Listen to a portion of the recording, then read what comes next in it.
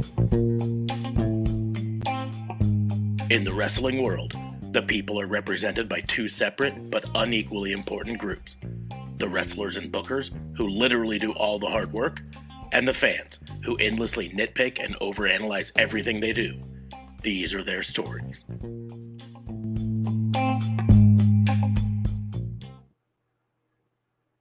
Welcome to Raw and Order the Wrestling Booking Unit, the only wrestling podcast on the planet that almost didn't go live tonight because they were too busy watching Army of the Dead. Not Army of Darkness, although I would have watched that too.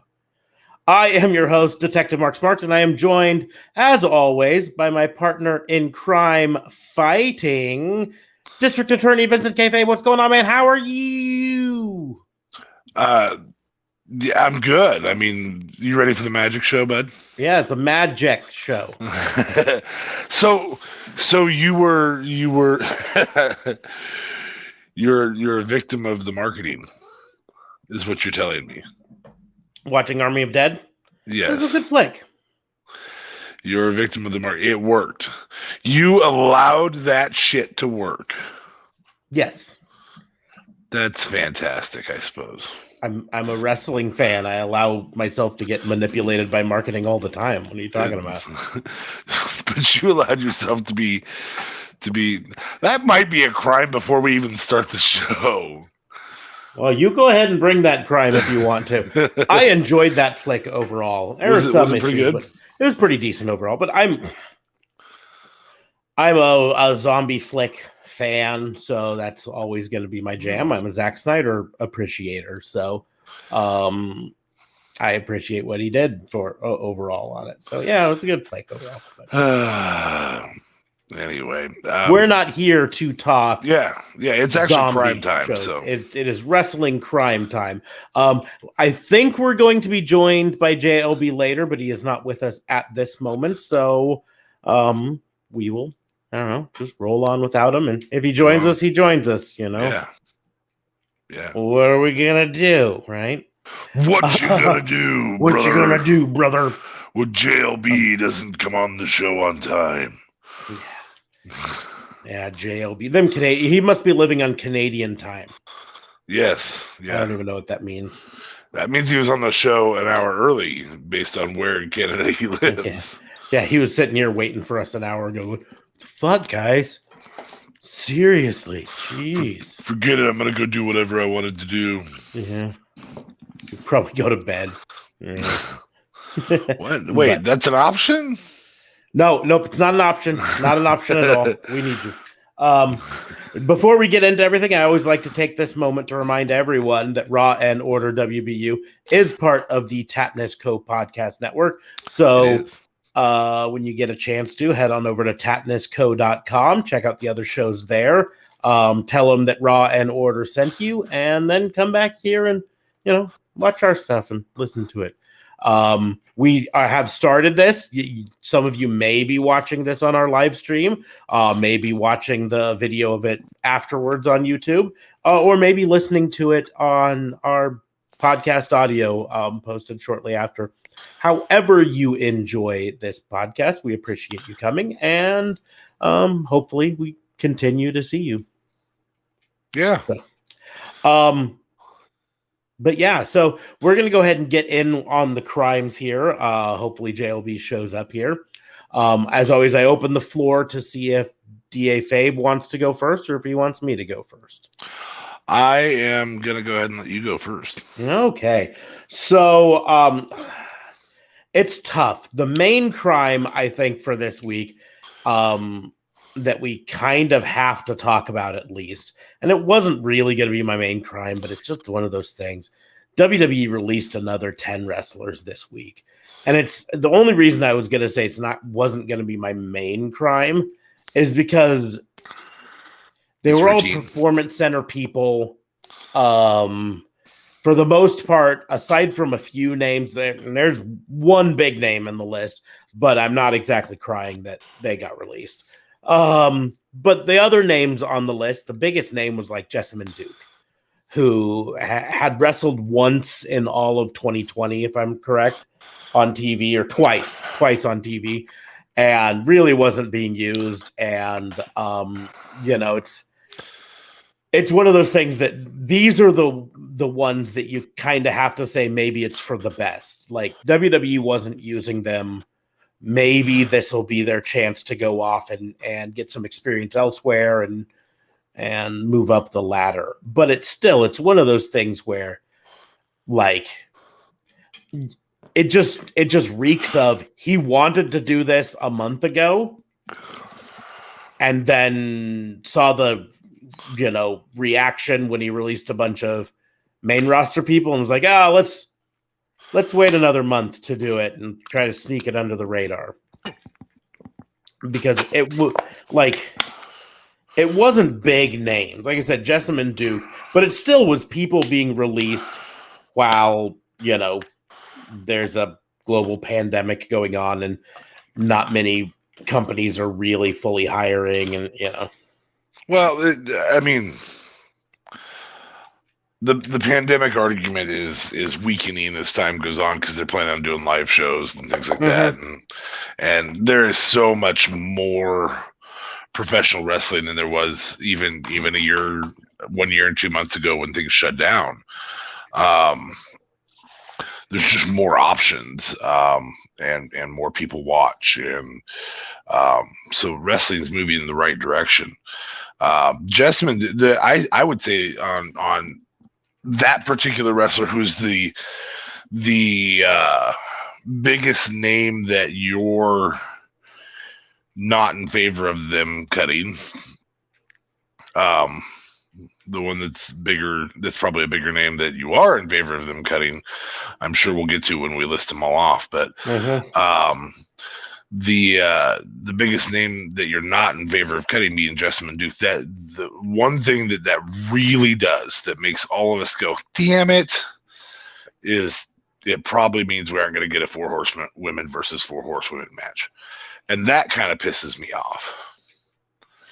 Yeah, I mean, it would be the only reason I'd want Ronda back. I mean, yeah. I guess you could make an argument that the biggest name of the NXT talent that was released was Vanessa Bourne, and that's not really a big name, but she had been relatively recently involved in a relatively main storyline. Yeah, and for her to just kind of meh off, but like. Ezra Judge, we really hadn't seen. He was on a live event in Melbourne, Florida, back March of 2020. That was the last time he wrestled. So it's not like they were using him. He's a big dude though, so he's got the look. A lot of people thought he was going to be a big name. Alexander Wolf was a fairly big name. He wrestled on NXT, lost, got kicked out of Imperium, and then shit canned later that night. So, well, and he had multiple factions that he was part of. So, which means, as crazy as this is, the remaining members of Sanity are the guy that tags with Drake Maverick. Killian Dane, and Nikki Cross. Yep. And Nikki Cross is being underused, and that's probably going to happen to her at some point. And Killian Dane, unless he gets a lot more funny, fat guys don't make it in WWE. So yeah. Kavita Devi was cut.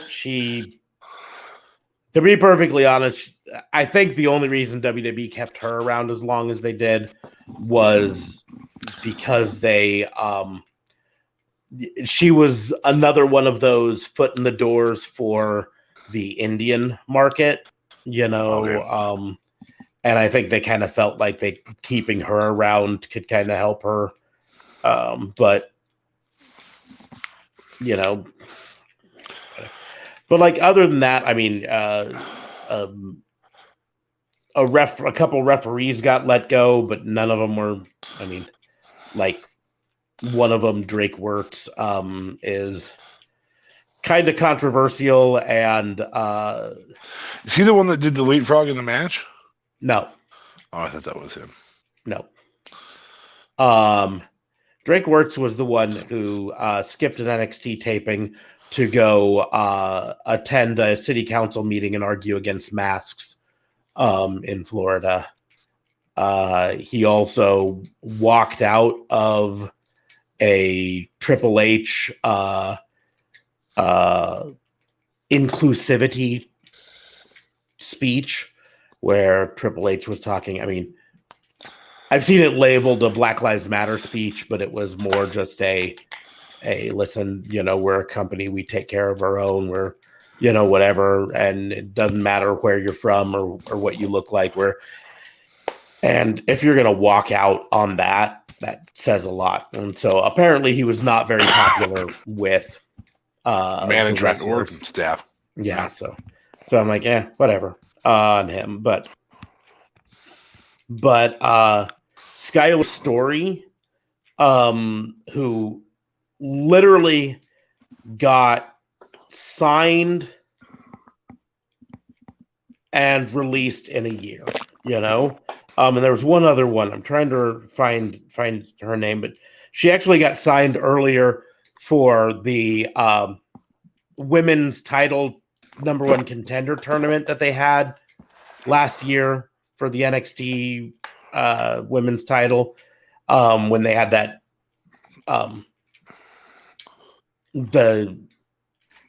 what was it? Anyways, she got hired in there, wrestled like later that week, and then we never saw her again, and now she's been cut. So it's like no big deal there, but it's just one of those where you're like,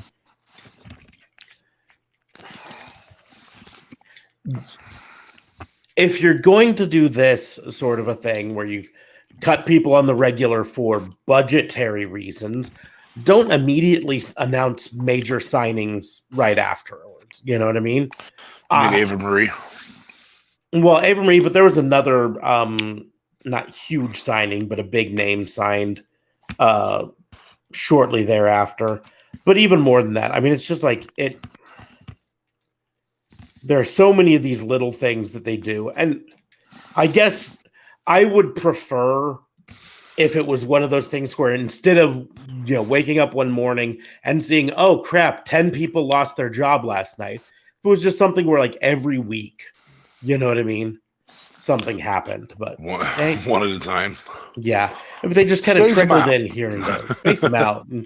But it does look like JLB did join us, so we're going to go ahead and add him on here. We can't see him. Oh, there he is. Yeah. Sorry about that. See us. Yeah, you better be sorry. Did I miss anything? Just me bitching about WWE firing more people this week. Oh, so not much. Okay. Yeah. Same old. Yeah, literally the same old. Yeah, I mean it's really like we just did this a month ago. That's because we did. What was really sad to me is I forgot who it was. You might have seen the story where I think it was Chelsea Green who had mentioned she helped her friend move into Florida. Yeah. And then a week later, she found out that she was fired. And so she had to move out. And I was like, oh, geez, the timing of that is just ridiculous. So kudos to WWE for making more people miserable during the pandemic, because apparently that's the only thing they're good at. And biographies. But, aside from that, not much. Yeah, I mean, it's just one of those, like I said, this one doesn't make me as angry as the last one, because like I was saying before you were on here, Vanessa Bourne, they really weren't using her. She wasn't exactly a blue chip talent, Kavita Devi. I think the only reason they had kept her around was for the Indian market. Jessamine Duke wasn't really being used, but it's just one of those things where it's just like, I mean, heck, just trickle them in. If you just want to let a person go once a week or something like that, but this wait until we can fire 10 people and then release them all at once. Shit's got to stop. What do you think the reasoning is doing behind that? I guess it's doesn't look as bad if you do once a week, though.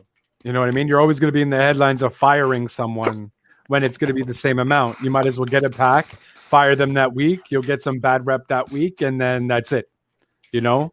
The thing is, I think it would go the opposite way. I think if the firings just trickled in, it'd be one of those things where we'd be like, yeah, that's the way it is. It's a business. Sometimes things don't work out, and people get let go. But it's this, like, let's let it pile up and let's do 10 of them all at once, or 20 of them or whatever. Right. That's where I think it kind of falls apart. I humbly don't believe that there needs to be a strategy to hiring and firing. What I do think needs to happen is a little bit more reason given. Mm-hmm. At a point where you're very, very public. A really good example of this is, the Dark Knight Rises, Dark Knight series was an exceptional movie series. That said, I can't remember the guy's name that played Batman in the Dark Knight series. Christian Bale. Christian Bale is notoriously a jackass. And since he's notoriously a jackass, one of the things that you have to consider during that possibility is that maybe it gets overwhelming for the director, for the producers, for somebody who maybe is more important than Christian Bale and worthy of cutting the series short. If that's the case, then you have that firing. But people know that he's notoriously a jackass. Had it been the guy that played Bane, and now we have to recast Bane in that same storyline, that's a different story. We don't know that he's notoriously a jackass. So if he's a jackass behind the scenes, it's nice to know. There's a notorious jackass or there's a guy who has some faults around him that was released in this, and I can tell Smarks is doing his best to avoid mentioning him, but Velveteen Dream. And there's only so much benefit that an eccentric that a very well developed eccentric character can provide when he has accusations of sending pee-pee pictures to people too young. I don't know how else to say that. Like, it wasn't sexual assault. Was he officially accused? Like, was he officially convicted or anything? Oh, he was accused. The conviction is not occurred. Okay. But it's hard to not. That ain't my penis. Sorry. It's hard to not go, oh my gosh. Well, I understand this one when that one happens. Of course, it did take 8 months. And they brought him back, and they didn't. I mean, there's one. It's one thing to take somebody off of television. It's another to take them off of television, put them back on television, and then let them go. Give us the reason, unless it's obvious, unless it's Enzo Amore, which was an obvious reason because the news had come out. Yeah, I said this before. I'm 90% certain that that they didn't release Velveteen Dream right after the accusations because they didn't want to look like they were releasing him because of the accusations. But in the end, they're releasing him because of the accusations. See, and we don't know that because they don't give us a reason. No, and they aren't responsible to give us a reason. It's just that would help take some of this heat off. Joe would have been a very, very expensive commentator. Mm-hmm. Okay. Do we think it's a bad move? Yeah. But to say Joe's an expensive commentator is very different than just, we fired Samoa Joe today. Mm-hmm. Right. A little harder to do. But along the same lines, what it comes down to especially with talking about Samoa Joe, although that was in a previous round of firings. I know. Yeah. The important thing to remember is, yes, he would be an expensive commentator, but they're still paying Paige. And she's doing nothing effectively right now. So, So it's important to keep that kind of in mind, is that, while they like to make a big deal about that, or what we make a big deal about them using money as the reason, and that's typically the reason that they say is, hey, we're doing this for budget cuts, budgetary reasons. But in reality, if you're not going to clear Samoa Joe for wrestling, you've got the choice to pay him to stay at home, pay him to be a commentator and use him in some way, or try to renegotiate a contract. The last resort option is just shit canning someone. You know what I mean? And they don't owe us. It's not that they owe us those explanations. I just think that those explanations would help. I think it would take some of the heat off. But under the same token, there is no excuse for letting go of a future Hall of Famer, former women's champion, still great in the ring, in Mickie James. Mm-hmm. I use Joe as the example because he's an overpriced commentator. He even said that. Maybe not. He even said that, well, they've been paying me too much for far too long for what I was doing, or something along those lines on his Twitter page. So, I mean, he knew, like, yay, But I don't think the WWE doctors wanted to let him wrestle, though, either. Nope. So, what is he to do? All right, well, then use me on commentary, or don't and send me home. So. Or let's renegotiate, or let's negotiate a release, right? Here's what it comes down to. These are independent contractors as a whole. If you don't want them, that's fine. Negotiate a release with them and tell them why. We don't have anything for you. We don't want to continue paying you when we don't have anything for you. Or you're not cleared to wrestle. We can't continue to keep you on because, but again, they obviously held on to him up until April 15th. And then said, let's get rid of him along with 10 other people, right? Right. Well, I mean, they obviously wanted to use him for Mania. I think they were waiting until after Mania and then let him go, To use him for one scene where he was in a poncho. That was the only scene he used him? Yep. Mm-hmm. Oh. Okay. His only appearance on WrestleMania was in a poncho. That's weird. On a poncho. So sorry, it's a song. So that's right. Like I said, it wasn't originally going to be my main crime because this time around these were all developmental, and developmental is developmental for a reason. It's the easiest answer with these people is it's just not working out. You're not developing the way we would have hoped. We're just going to move on without you. And that's fine. To my previous point of them just letting someone go every once in a while, fucking the NFL does it all the time. And they don't get shit for it, every week. And if you're a fan of a specific team and you have their app on your phone, you know what this is like. Every week, at least twice a week, I get a notification because my team either released someone or signed someone, right? And it doesn't make massive headlines because of it. Your team's a horrible example for this. Your team could literally right now probably just have the best team in Texas replace it. The best high school team in Texas replace a lot of their players. Right now, maybe. I can't argue with that because they have bastardized your roster. They really have. Sorry, I just had to point that out. No, and not to get into football talk at all, but the previous coach of my team thought, hey, this was last year, hey, I think it's a great idea to let the number one best wide receiver in the league, right? We'll trade him to Arizona because reasons, right? He wanted more money is what the reason was. Oh, we're going to trade you to Arizona because you want more money. and then we're going to sign a wide receiver, trade for a wide receiver, who his contract owes him more money than the best wide receiver in the league we just turned down and traded him away for.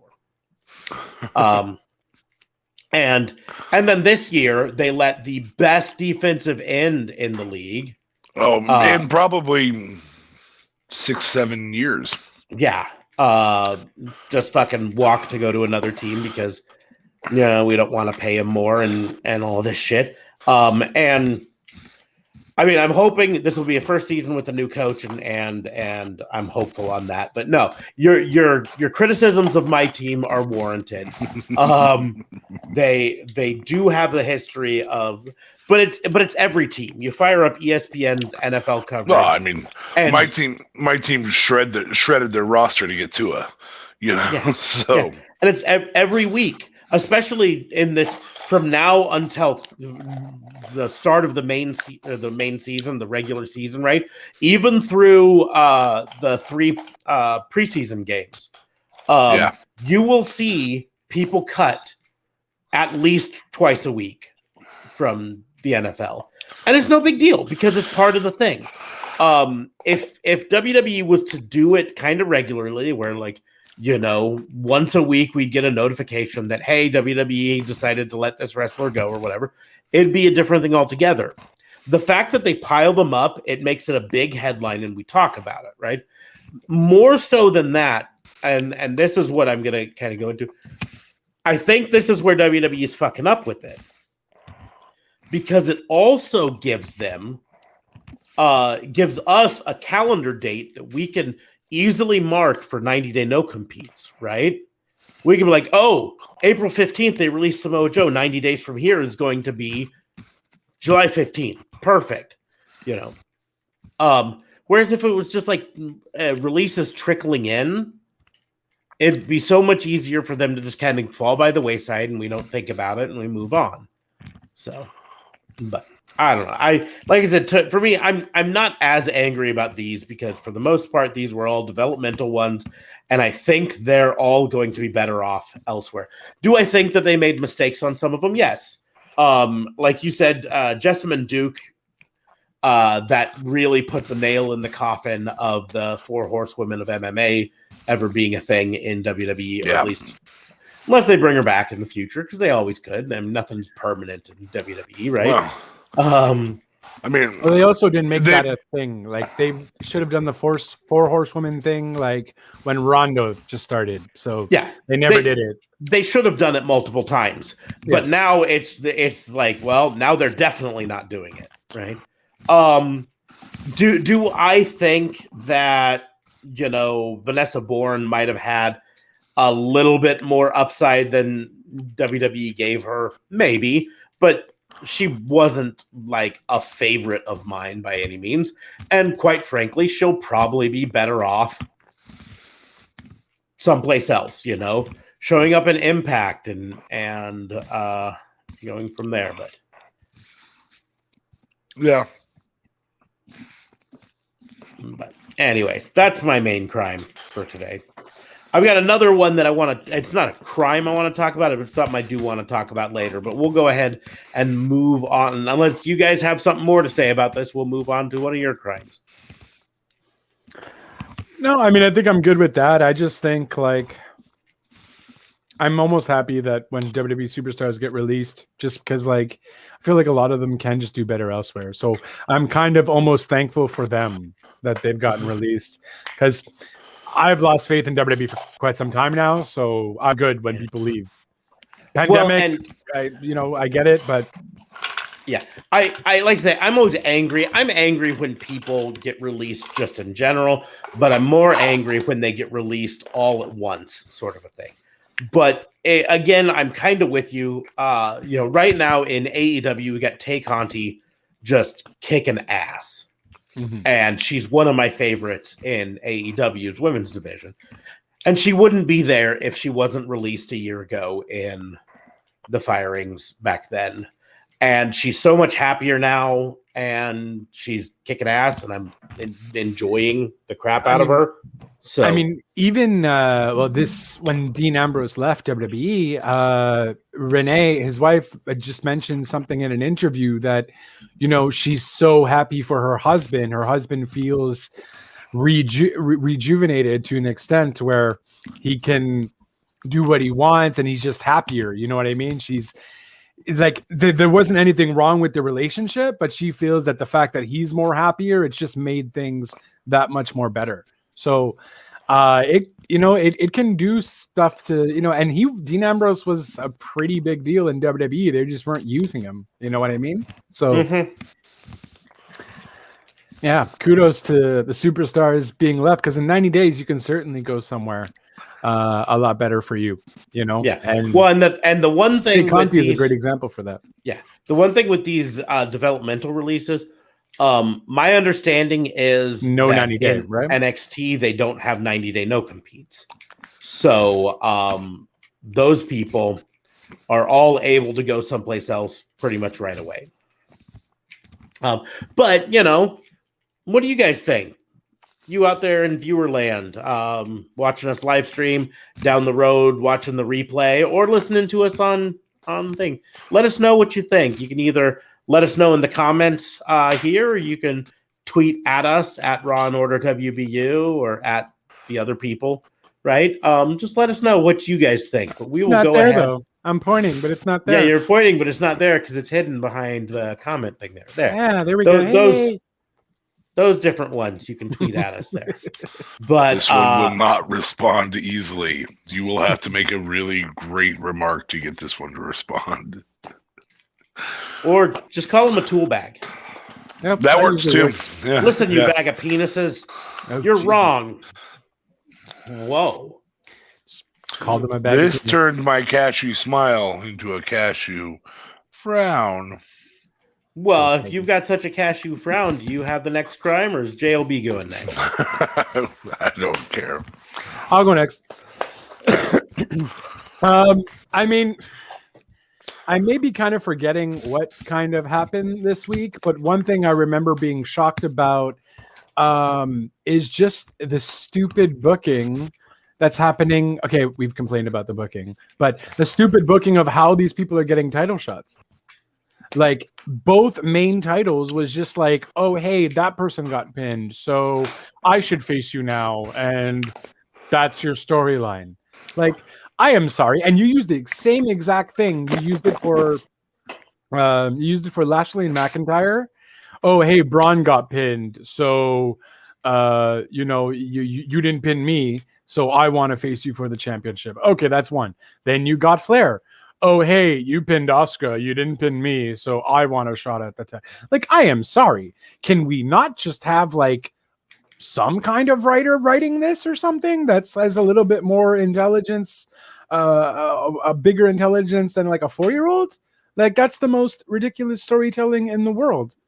What is going on? So I think that's my crime here, just because, like, this is why I'm not watching anymore. Like, and now that you're coming back live on July 16th, like, you're not going to be able to fill those seats, bud. You might maybe the first month because people will be excited to go watch a show. But I guarantee you, by the time they finish that show, they couldn't see it. They couldn't fill the seats before, just so you know. They couldn't feel this, but now people are going to be excited to go back. Oh, I'm going to go see a wrestling show. So it's going to be more of the experience of, not being able to do something for a long time. So I imagine they're going to be pretty packed for the first Raw, for like the first month. Okay, first Raw, first SmackDown, all the Raw, SmackDown, the pay-per-views, for sure. I imagine they'll be packed. They'll be good to go, no problem. Fans are going to be excited. And I think it's going to be good for a while. But then at some point, it's just going to be like, why am I going to waste all this money on this ticket when I could just watch it? Like, I already know how it feels. I've been to a show. Like, I don't need to go to a live. Like, it's boring. Nothing happens there. I don't need to go to Raw. I was at Raw, I don't know, 3 months ago, and that was really trash. Now WWE has to certainly work on their product. And how they have to work on their product is by giving us convincing storylines, or just, a better story towards what is going on with that storyline. Because, hey, you pinned him, but you didn't pin me, so I'm going to face you is not a good storyline, and it never will be. It certainly gets done, but you have to be more, I don't know, convincing about it. It's just so lackluster and lame. I personally think that we're going to see kind of a change to that once the live audiences start coming back. For this reason, if only. I think WWE at the moment doesn't know who's over. Right. Because they haven't had live crowds. So they're just like, I think this person's over. Like, I think Drew McIntyre is over, right? But I don't know for certain because we haven't had a crowd around him ever. And for him to be over, we have to hear some reaction. Right. And so what I think is going to happen is they're going to get crowds back. And then instead of piped in Thunderdome reaction, they're going to get real reaction. At least I hope so, unless Vince kind of gets pissed that the crowd isn't liking who they're liking and says, you know what, that sound thing we used to do, because they were editing sounds even before the pandemic, right? The thing is, they did This Is Awesome during the pandemic. Yeah. And in the end, or Fight Forever, you know, Right. they will not be able to deny the crowd for long. And they've shown that when crowds are there, they eventually listen. It can take them a while, but eventually, right? Daniel Bryan's a perfect example. The whole Yes movement, the whole Daniel Bryan movement came about because of the fans, right? Right. The women's revolution came about because of the fans. So once there are crowds back, I think then they'll start to be able to see what storylines aren't working. I think right now they're just so much like, I don't know what's going on. It's been so long. People like Charlotte, let's put her in a match with the champion because she's a Flair and everyone likes the Flairs. So, Woo! Yeah, let's have her be in the match with the champion. And I get it. I mean, it must be hard to not know either, right? You're basing an entire evening off of what Vince thinks, I guess, because you don't have no fans saying anything. Sure, you can read what the Twitter sphere is saying after the show, but you can't go off that because they're not paying customers and people are going to bitch anyways. Well, so it must be difficult. So I can't really rag on too much. But I feel like it's been the worst. Like, I feel like this is the worst storytelling since the pandemic started. Like, this is just garbage. I don't think they were this bad pre-pandemic. Were they? Yeah. At times. Yeah? Okay. Yeah. I'm going to say that it's a little bit of a bullshit excuse. I'm going to play a little bit of devil's advocate here. And the reason it's a bullshit excuse that fans aren't there, so we don't really know what their reactions are, is because of the Twitter sphere. The Twitter sphere is louder than the actual fans are. Right. And so for that reason, yes, you can't over-invest in the Twitter sphere. And I would wholeheartedly say you can't over-invest in the Twitter sphere. There are people who are really, really loud that are dumb. Frequently, there are people who are silent that maybe have the same perspectives as most of the rest of the fans. The example, the best soliloquy, the best metaphor I can use for this is you have. If I was to listen to two different podcasts about professional wrestling, both by former WW or WCW executives, one being Eric Bischoff, one being Vince Russo. If I'm going to listen to those two podcasts, one's very loud and frequently wrong. The other one's very loud and highly respected. Which one should you listen a little closer to? If you take that down to not Bischoff is loud because he's highly respected. He's not a loud person. Vince Russo is widely not respected in the industry and has tons of followers. Cornette is in the same the cult of Cornette. That doesn't make Cornette right, just because he's louder. That said, those are obvious things. You can start to figure out if somebody's just trolling when they come on a podcast and say, "Hey, you stole my shit," or if they're legit by going and listening to their podcast. Or you can tell if somebody's living in the 80s and still wishes they were carrying around a tennis racket, or if they're a guy who genuinely loves the product and does a podcast on it, and he'd like to be involved in it, but he's also okay with not being involved in it and just doing a podcast about his time and about how, and if he openly says things are different today and I want them to be different. Right. Which those are things you can start to gauge what the audience is genuinely liking. There are people on this planet who listen to Cornette just go, well, Cornette sucks. And they just want to do it over and over and over again. As a whole, though, I think the Twitter sphere does tell them a lot. I think it would be very easy to just listen to Simon from What Culture and think, well, everything's great, because he likes to give ups a lot. Mm-hmm. So I have a counterpoint for your Twitter argument. Okay. And that counterpoint, it has a name. It's Roman Reigns.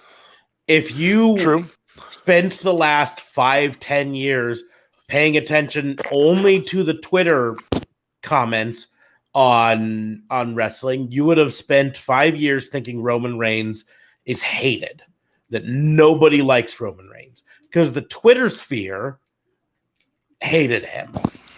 But you and I both know you went to a live show, even during peak Roman, just absolute hate, peak Roman dumb storylines. If you went to a live show when Roman's music hit and he came out, there was legitimate pop from the crowd, because the Twitter sphere can never give you the response a crowd will. Right. And being someone who's worked in customer service, who's worked in sales jobs, right? There's a statement that it says where complaints or bad opinions travel 100 times faster than good opinions. Right? When it comes to things that end up on Twitter, it's almost always going to be the bad takes. It's going to be the I'm angry at this, I don't like this takes, right? The good takes, the takes of people actually liking, the takes of this guy is over, this guy is our champion, don't flow as much on Twitter. Right. And the simple fact is Twitter's a hateful place. Yeah, absolutely. I enjoy Twitter. I get on it, but Twitter is way more negative than it is positive. So judging which wrestler is over based on the response that they're getting on Twitter is really going to be flawed, because I follow Twitter. I'm on Twitter on the regular basis. I do not know if Drew McIntyre is over based on the Twitter response to him. I don't know. And I'm on Twitter a lot, right? So even if there's someone at WWE following Twitter, which I don't think there is, I think WWE's social media team's entire job is post something and then forget about it, right? Yeah. But even if there is someone on Twitter for WWE watching the interactions, watching what's trending, what's not, what people are saying about this and that, I don't think it gives them a good enough picture to book appropriately. And I really think that now that it's been over a year of lockdowns and no crowds, that WWE writers' room literally don't know who's over and who's not. And they're just like, well, let's guess. It's super difficult. I mean, look, they had crowds going into Mania, and that's how they pushed Tamina. Whether, anyone really cares or not is a different story. But at the end of the day, you got a new tag team. You got 2 new tag team champions out of it. So I almost feel like this might even be beneficial to WWE, whereas they will maybe start listening to the fans more because they realize how much they took advantage of it back then. I think they maybe might be a little bit more appreciative. We'll see. Yeah. But I guess it's because honestly, how are you going to navigate through Twitter and know what is what? And there's no way. You would have to have a full-on team just designated to do that. And exactly, it's a waste of money in reality, because even if they did, I don't think Twitter would give them a good enough feel as to who's truly over and who's not. Right?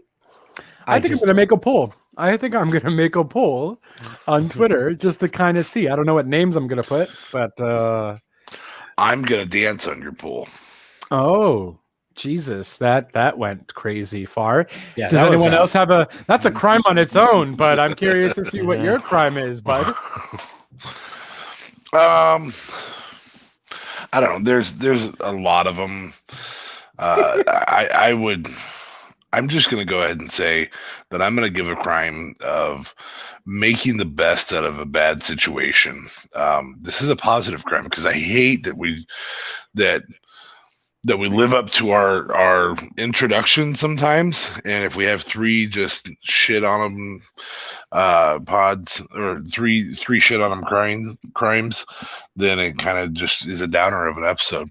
So, you didn't hear this because you weren't on here, JLB, but Smarks wasn't really around at the beginning of the podcast, and we only got a few minutes notice because he was too busy watching Army of the Dead. Yep. Yeah. Don't blame him. Don't blame him. So, really, I'm so pissed off about the match that I'm like, I don't know if I want to watch the movie. I like Zack Snyder a lot, but I don't know. I mean, look, you can't though. You can't compare the two at all. I was hyped for the film before I saw that Backlash thing.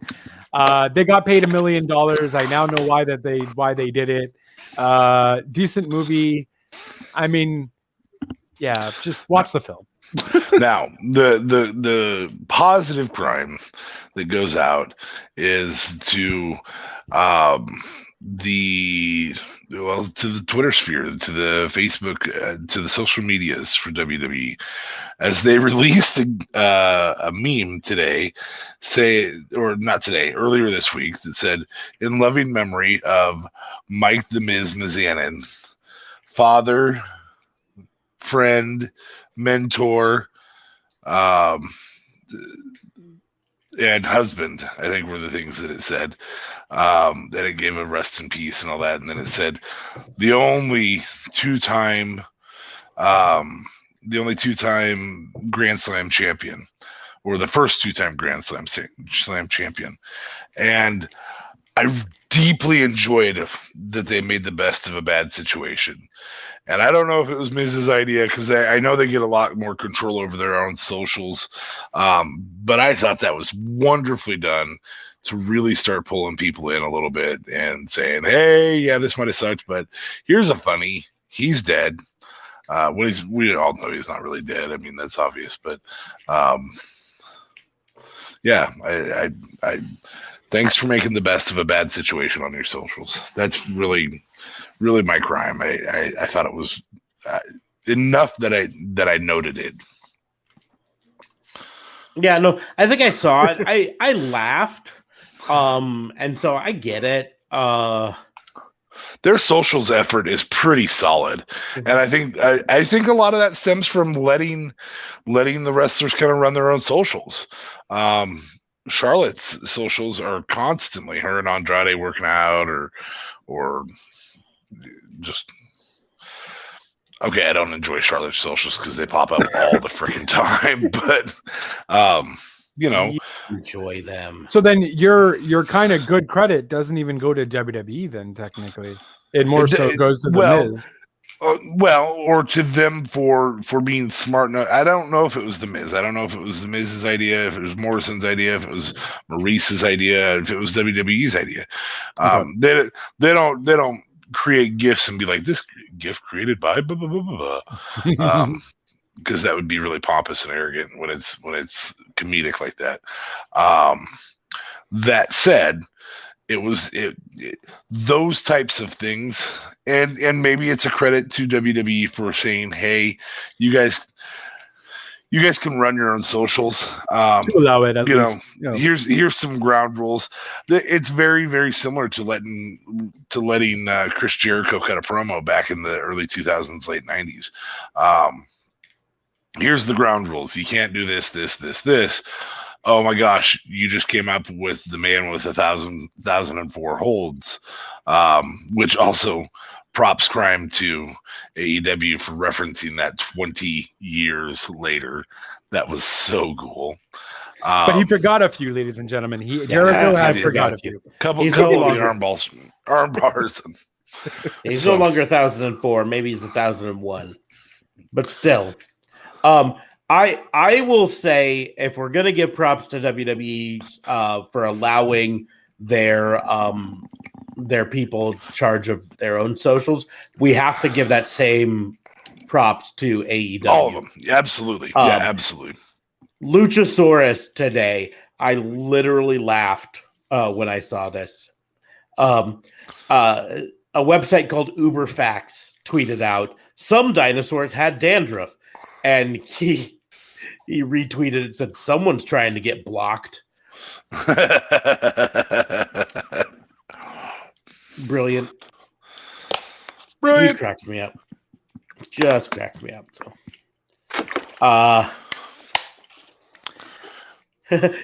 Uberfacts earlier last week tweeted, "Technically, dinosaurs aren't extinct." And he said, "No shit, Einstein."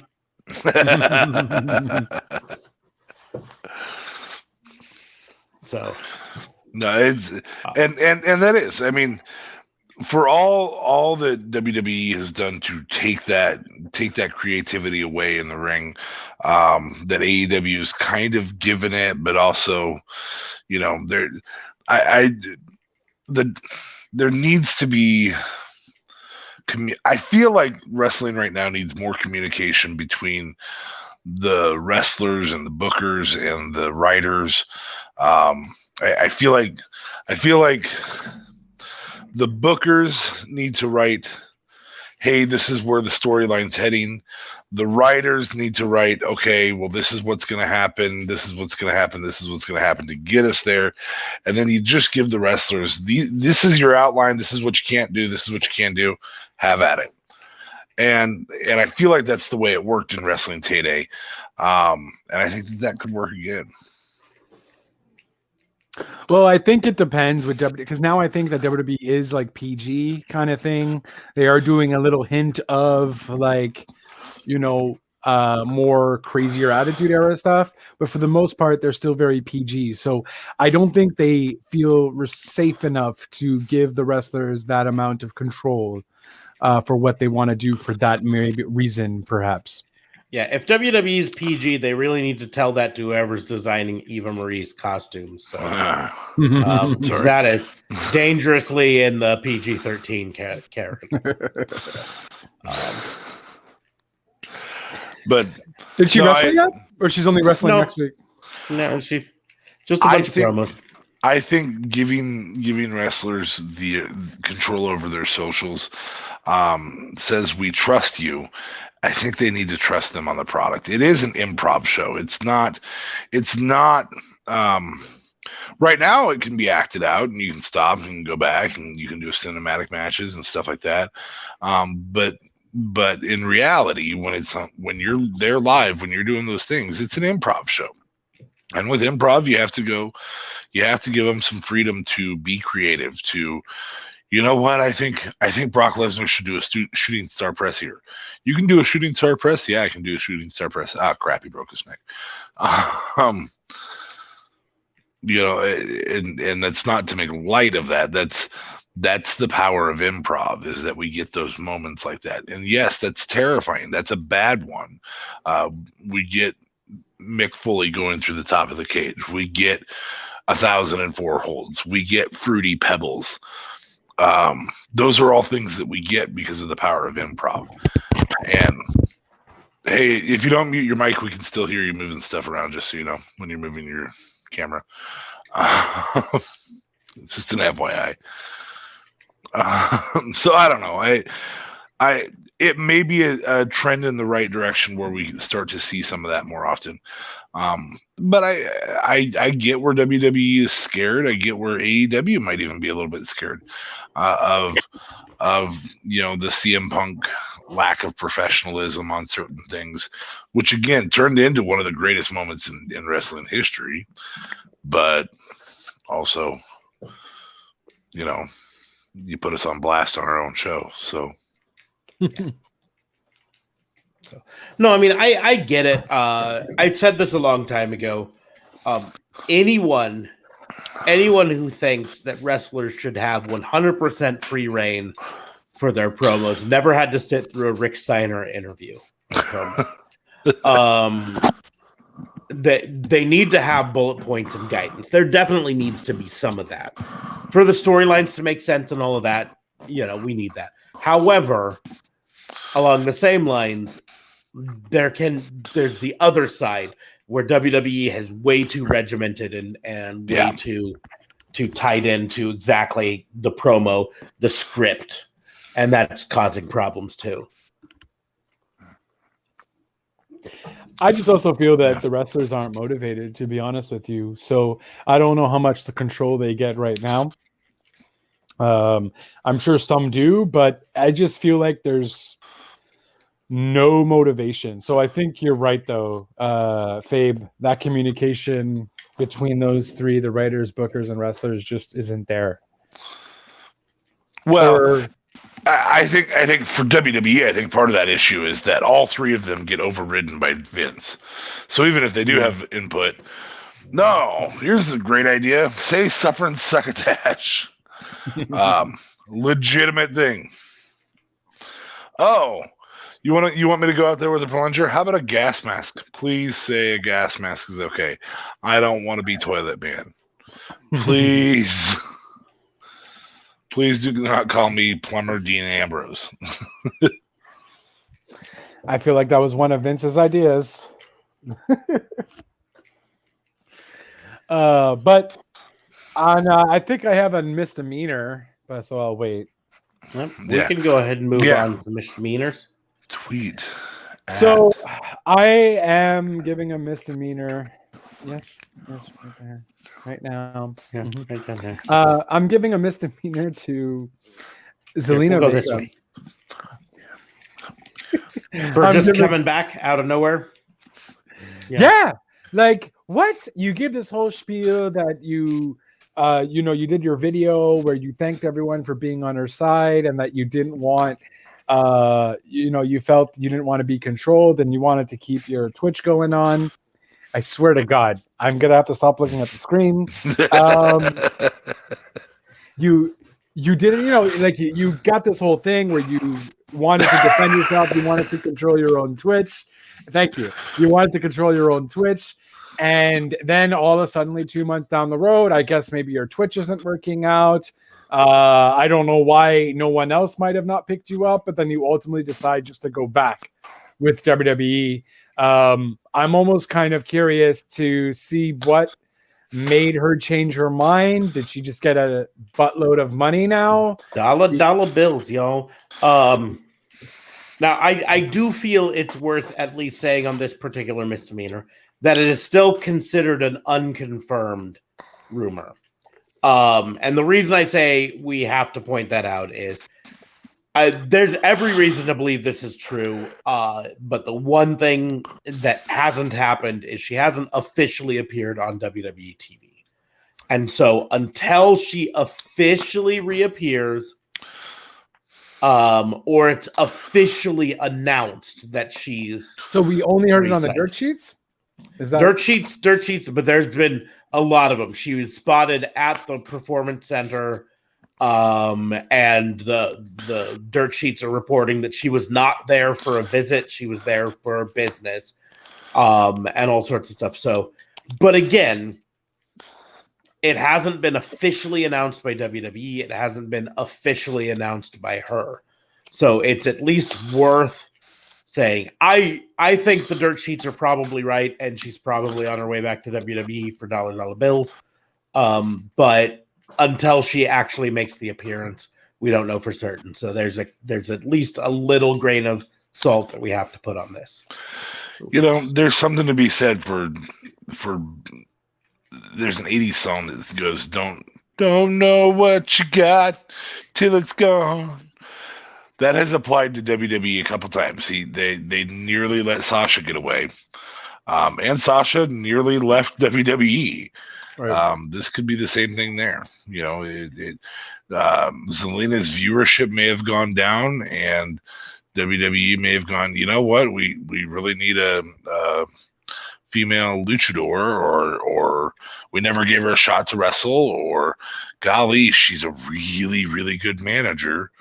Whichever of those numerous reasons are available, they can take all of them. God, Right. could you bathe before you come on the show or something, man? Why? What do you mean? I'm good. I'm just messing with you. I just like playing with my hair. I can Jesus. smell you from here. Then you smell lavender. That's what you smell. You're welcome. Lavender. So no, I think that does happen a lot. I think, in not giving some creative freedom to Dean Ambrose, they created Jon Moxley, and I think that was a wake up call to, okay, well, how do I actually want to do this? Would creative freedom have been even remotely enough for Daniel Bryan? No, it wouldn't have. He wants to physically wrestle particular people. There's not a doubt in my mind. He wants to wrestle particular people. Mm-hmm. That you're never going to overcome. I think Daniel Bryan wants a match with Will Ospreay. I think Daniel Bryan wants a match with Kenny Omega. I highly doubt anybody signs Daniel Bryan to a long-term contract. Not to an exclusive contract, no. Nope. Right. Nope. I because of the number of people he wants to face. We very well could see him face Walter. There's a lot more freedom in the NXT UK contracts than there is in the US contracts. So he could maybe have that type of match show up. He may even show up for a brief stint back in WWE. I feel like there's enough draw to Daniel Bryan. If they could get him for a 3-month set with somebody, do not be surprised if he shows up at Royal Rumble and closes out that feud at WrestleMania. That's his goal. His goal is to wrestle with people that he thinks he can put on a really great show. And he doesn't care if he wins or loses. It's not a John Cena type setup where, yeah, totally, I'll do it if I'm over. If I politic my way into being over. He has Batista actually has that same respect for the game, even though we all shit on him about the whole Daniel Bryan thing. It was actually his idea for Daniel Bryan to win it. So, it's an interesting little fact about 7 years ago that a lot of people just tend to ignore. He tried to pigeonhole his way into the championship. No, that was Vince's idea, and Batista went, I'm not over enough for this. I can't do this. So, those are. I mean, I think that what we see in wrestlers that are willing to leave or willing to not to fail somewhere else, and what we see when they do leave, even if it's a temporary hiatus, is WWE gains a different respect for them. And so I think that may have been what happened with Zelina. Mm-hmm. Well, and I think to reference the previous crime, them releasing certain women's wrestlers from NXT, it might be that they took a step back and they said, listen, our women's roster is not deep enough. We need some more depth in this. And we had some depth in Zelina Vega. We had some depth. They never used her. Again, realizing that you had depth is different than using your depth. Right. Yeah. You have Asuka, you don't use her properly. You have Rhea, you're not really using her properly. Like you have Rhea's not being used properly as the champion. Yeah, Rhea's the. No, I know she's the champion, but I'm not caring, and I feel like a lot of other people are caring. But I gotta say, you not caring is not her being not used properly. In fact, it might directly go to my point of them not having a deep enough roster. You've got Rhea Ripley as the champion, and who do you have to face Rhea Ripley? Asuka, Charlotte, and that's about it. No one else on the Raw roster presents as she's there, but she was one of the lumberjacks on Raw this week. Oh, right. Yeah. We actually had a conversation about that before you were on the air too. I missed a lot. Jesus. Yeah, we talked about how there's only 2 members of Sanity left, and we would not be surprised to see them in future releases because they're underusing one, and the other one's not funny enough to be a fat guy. Yeah. Who's the other guy? Killian Dane. Oh, right. No, but I feel like they're using him pretty good. They're using him. Vince notoriously sees fat guys as have to be funny. Mm-hmm. It's why Tucker got released, but Otis still has a job. Yep. Tucky! It's Tucky! Which you're telling me it pays to be fat in the WWE. It pays to be funny and funny. Yes. Right. Bam Bam Bigelow was an exceptional performer and fat. But he was not funny, and he failed in WWE. And they never gave him a title run or anything more than upper mid card. King Kong Bundy got a main event, but was literally 550 pounds. Yeah. Same with Yokozuna. They were there's fat and then there's ginormous, and those two were both ginormous. Right.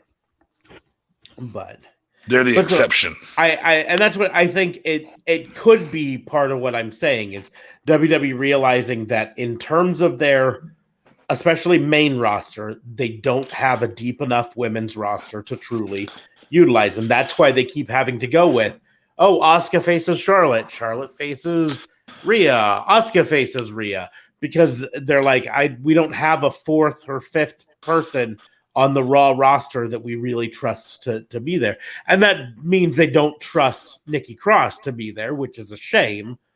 But that's another thing altogether. Now, it also means that they sat there and they looked at Chelsea Green and Billie Kay and Peyton Royce and let them go for that exact reason. And you don't trust like Shayna Baszler to get out of this stupid Whoa. Baszler was used pretty solidly this week. What happened this week? Baszler apparently... Now, there's a failure. This is a combined failure and victory at the same time. And I will say that. But Bianca was saying, hey, if you want my title, come get it to Bayley. I don't know why we're still going with Bayley. We already wrote the storyline for you. It's Sasha saying, I want my title back at Hell in a Cell. Mm-hmm. Like, it's literally the best story you can tell right now because it's a 4-year story. Sasha should be in every Hell in a Cell, Women's Hell in a Cell. For sure. Because she's been in every Women's Hell in a Cell. But Bayley attacked or was talking smack to Bianca, and Bianca said, come get my title. And apparently Bayley, Baszler, and Nia have joined forces. And so then you have Bianca. Oh, yeah, the tag match. Yeah. You have you're going to have a 6-man tag for that. So, well, you did though. It had happened right then and there. Mm-hmm. Yeah. So, no, I mean, I think we're going to get more at Hell in a Cell. I think we're going to get more at Hell in a Cell. Yeah. And having Baszler attack Bianca from behind, we might see a Baszler push here. Might. I'm not going to count those chickens. Yeah, I don't. Yeah, I'd be awesome. I don't think they're going that route, though. I think it was just to use them all in one match and solidify that they're heels. I will say I don't think that they're transitioning to Sasha versus Bianca in Hell in a Cell, which I think would be which is weird, banger of a match, and I wish they would transition to that. That makes sense to me. Bayley is really good, though. I mean, you can't not give Bayley her dues, if you will, because she's I absolutely can. I think Bianca needs to be in a Hell in a Cell. I think she's got the strength to do it. I don't think there's a singles champion who shouldn't be in a Hell in a Cell. The feud being built or or that there isn't a feud around it that couldn't play it well in Hell in a Cell. I don't think there's a single one that doesn't play well in Hell in a Cell. That doesn't mean that that I'm right or wrong or indifferent about the current writing. I don't know. I'm not in love with Bayley versus Bianca. I'm in love with Sasha versus Bianca. Right. I mean, at the same time, though, we're always used to seeing Sasha there, though. So Bayley did really well when it was her versus Sasha in the Hell in a Cell. So why can't it be Bayley Bianca? I feel like you're still kind of get the same sort of skill in that ring. Nope. Kevin Bacon wasn't in Footloose. Yeah. No, you're wrong. Can I please get off main screen? Why he was talking? Why didn't you just put him on the main screen? Jeez, it's your challenge. Like I'm being watched. Still your. Because we were still doing your misdemeanor. But he was talking. You're absolutely right, Smarks. There does need to be. This is the same problem that occurred during the Roman era. Thanks, effer. Man, I want to be on the main screen.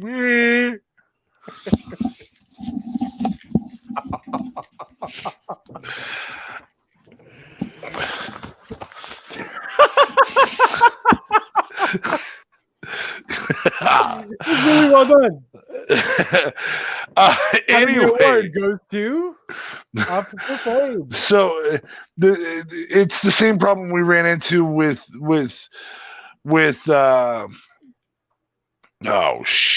Roman holding the title at the same time as Cena,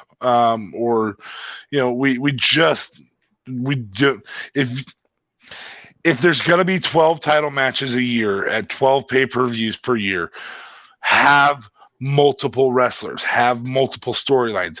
Be prepared for the fact that you have a whole year's worth to tell, and I don't want to see CM Punk versus Randy Orton 15 times out of those 12. Like, I do want to see CM Punk versus Randy Orton, and I want to see it again. And I don't want to see crap wrestlers constantly getting title shots. Back of the line needs to mean something, and automatic rematch clause needs to mean something. Both of those things need to occur. It does not lend credibility to the title to keep it on somebody. It lends credibility to have it on people who put on banger matches. We have that in the women's division, but we have it in matches we've seen. And I think that's part of the reason Bianca and Rhea are the champions. So I think we've got a little time. But at the end of the day, if you only have 3 challengers, you only have 3 challengers, which means you're shitting on Shayna Baszler, who had a run, but didn't get the title. You're shitting on Asuka, who could easily be the champion again. You're shitting on really Nia Jax. Here's the big name you're shitting on right now, Alexa Bliss. She's a multi-time champion, and she carries so much heat when she's the champion playing a heel character that it's undeniable that she's one of the best in the ring. Of course, we're missing Becky, the most over wrestler of the last 5 years. The most over WWE wrestler of the last 5 years. Mm-hmm. Sorry, I need to qualify that because Cody probably has beat her a couple times in terms of being over. But I don't know that I've ever anticipated a return of a non-gimmicked wrestler, because the return of the Undertaker is the return of the Undertaker back in the early 2000s, late 90s. Yeah. Undertaker versus Undertaker, I actually got excited for in 1995. It was crap. Now that I look back at it, but oh my God, he's gonna face himself. His brother's coming. Oh no. And that goes to both your points, JLB. Better writing gives us investment in those things. I still remember the Umaga versus John Cena series that was 3 pay-per-views of Umaga losing. But we all thought he was a legitimate contender because of how they wrote it. And so you can do that. Hell, Smarks is probably going to mute me after this, but Trinity Fatu, which is her Twitter handle. I had to. Sorry. Yeah, well played. Yeah. Anyway, is a 2-time women's champion. Whether we like it or not, she can be in a title hunt. But there are more people, i.e., I don't know, Cassie Lee, Jessica K. Is Billy K's Twitter handle Jessica K? Huh? I believe so. Chelsea Green, who's still under Chelsea Green. All of those people were released and could bolster that division. Cassie Lee had a great series shortly before, a great promo shortly before being released, where she said, just give me a shot. They gave her a shot. She took the loss because it is scripted, but it was a good match. Yeah. And I liked how that happened on Talking Smack or whatever. That was awesome. Yeah. I mean, it's like, okay, well, we'll make good on it, and then we're going to fucking fire you. Which made no sense. Yep. Yeah. And they do that a lot. If somebody goes off script on Talking Smack, they do that a lot. Okay, fine. We'll give you that shot. And we're going to make your life miserable afterward. So to kind of talk a little bit about JLB's thing there, talking specifically about the bad writing and everything, but also Zelina. DA Fabe and I had a conversation. This was over a year ago. This was early on in the podcast before JLB. And it wasn't even on the podcast. It was just a conversation we had in real life about how bad the writing was, how bad the shows were in WWE. This is pre-pandemic you're talking about then. Yeah, pre-pandemic, everything. It was how bad they were. Like I said, it was pre-JLB. Or it was right at the beginning. But we had this conversation about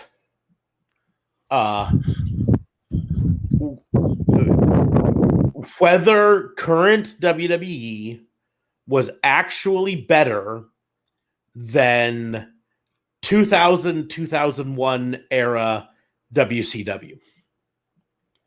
In terms of writing storylines, in terms of matches, in terms of all of that. And we came to the conclusion that as maligned as late stage WCW was, 2000, 2001 WCW right at the end, that storyline wise and wrestling wise, we would probably rather have watched late stage WCW than 1999 WWE, right? Or excuse me, 2019 WWE, right? That the 2019 WWE was just getting so bad that we would have preferred to have watched the bad days of WCW. And I was thinking a lot about that this week. And really thinking that, and unfortunately in the States here, we have to wait a bit until Peacock re-adds the WCW to it, because last I checked, they didn't have any of the WCW shows on it. Oh, wow. Yet. Poor guys. Damn. Yeah, this fucking move to Peacock's been a nightmare. Nightmare! Sorry. But that's beside the point. So we can't even do our botch-alongs then, because how are we going to guide people to like the Peacock? You cannot. We can use YouTube, unless you can find a YouTube or a Vimeo or whatever link for them. But when WCW does start showing back up on Peacock, I really do think we need to start doing a let's see, WCW Nitro. I would say that start doing. Today's product is better than the end of WCW. We did a lot of comparisons of 99 WWE versus 99 WCW, and it was very obvious that WWE was better at putting on longer matches. WCW frequently had 10, 12 matches in a night to WWE's 6. Okay. Hey, it looks like we can't quite get. Well, let's see. Actually, I'd be even down to do like a WCW watch along on Monday nights. we can do it. Peacock now has a bunch of WCW up on it. Oh, nice. Okay. So as of right now, that my thoughts are the best way to do it would be a week comparison, right? So we could watch, and it looks like it's an edited version of it. It's not the full show because it's only an hour and 30 minutes long. Which show are you referring to? Nitro. Which one? Well, it's all of these are basically. I'm just looking at right now, May 22nd, 2000, which would be the equivalent of last week's Raw in 2000. 3-hour show, but they have a hour and 30 minutes long. But all of these apparently are edited down to that hour and 40 minute or so. You said May 22nd? May 22nd. Yeah, I only have 1 hour and 30 minutes on the network. Yeah, they must have them edited down. They take the commercials out and maybe even some of the promos. They've got to take more than just the commercials out Yeah, because a 3-hour show would still be over 2 hours. Would be right at 2 hours. That's ridiculous. What did you take out? I don't know. But that's something that we should try to put together a night we can do a watch along on. Maybe we, if we do it later this week, we do the May 29th one. That would be a ton of fun. Ooh, something special for the Discord. Yeah, for the Patreon, maybe. Yeah. We got to check how the screen record would work, because let's say if we watch it on yours, if it's choppy, because at least we can all kind of talk. Oh no, but would we still see you? We probably wouldn't. We probably wouldn't share that screen on the actual watch along. We'd all watch it ourselves. Just turn off the volume and commentate and. Yeah, or it would be really interesting if you could do both at the same time. If I could get split screen set up on my TV or something like that. If you do it right, it should work. But that's something that we can talk about later. But that's again, to my point, I contend that most of the time when WWE is bad recently, it's actually been worse than WCW was in the worst days of WCW at the end. The difference was at that time, WWE was so much better that it made us feel like WCW was horrible. Yeah, I mean, I would contend that today's AEW product is not WWE in '99. No, it's not. WWE it's good. Is still better than '99. And maybe it is, but it's not a direct comparison for a lot of reasons. It doesn't have the roster size. It doesn't have the overall demographics and all that stuff for it. So, but yeah, so we'll have to try to do that, because I bet you if we just started a series where once a week we got together and we watched that week's Nitro from last year of WCW, we would be surprised how much more entertained we were than our current Raw situation. You're not entertained. My misdemeanors for the week, because I've got a couple of them. The first misdemeanor is on injuries. The injuries keeps getting charged. Charge them often. But injuries is getting charged because Will Ospreay had to vacate the IWGP World Heavyweight title because of an injury, a neck injury, and so he's going to be out for months rehabbing that. Damn. So that sucks, because Ospreay was at the top of his game, and we're not going to get to see much of that for a while, which also means we're not going to get to see Daniel Bryan versus Ospreay anytime soon, which would suck. But But also in relationship to injuries, I mentioned on one of the previous shows how New Japan had to cancel one of their tournament shows because a couple wrestlers tested positive. We learned that one of the wrestlers who had tested positive and why it was pulled out was Kazuchika Okada. Oh, wow. He revealed that he had been tested positive for COVID-19. He says that he's feeling better now, but it's not clear on when he's going to be be cleared to return to the ring. So hopefully he gets better there. So those are my two misdemeanors.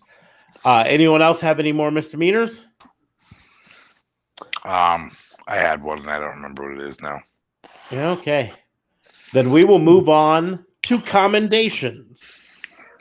So for me, commendations, there's probably a few to go into, but the biggest one I want to just really give AEW a huge commendation. And I know that some people are trying to spin this as a negative, and there are reasons to think of it as a negative. But a new agreement with Turner, with Warner Media. They're moving to TBS starting next year, but closer, they're going to have a new TV show showing up on Fridays called Rampage, 1 hour TV show. And then in addition to moving to TBS, they will have 4 quarterly special events on TNT. So what it appears to me, if I'm reading into this correctly, effectively those are going to be like pay-per-views, just on TNT TV. Are those going to be aired on a different night than their actual night? Because that's the problem with the Impact product, is doing their pay-per-view level stuff on as the actual show. I mean, as far as I know, it's going to be an actual live event, special event on a Saturday or Sunday night. Okay, so they haven't. Yeah, it's going to be separate from their. They're still going to have their TBS show, and then they're going to have quarterly specials on TNT. The biggest thing though out of it is that the payout from this is reportedly in the tens of millions of dollars, right? Wow. That's a lot of money coming to AEW for this. And while, yes, in the grand scheme of things, TNT is considered more prestigious than TBS. TBS is in almost 1 million more households in America than TNT is. TBS is the older of the two networks in the Turner Broadcasting family. Yeah. And TBS does have a history of wrestling with Thunder playing on it, but not as rich of a history as TNT. But in many ways, this is potentially a really big deal for AEW. And like I said, I know a lot of people are spinning it as a down because it's moving to the less prestigious network, but it's the less prestigious network that is in more households, right?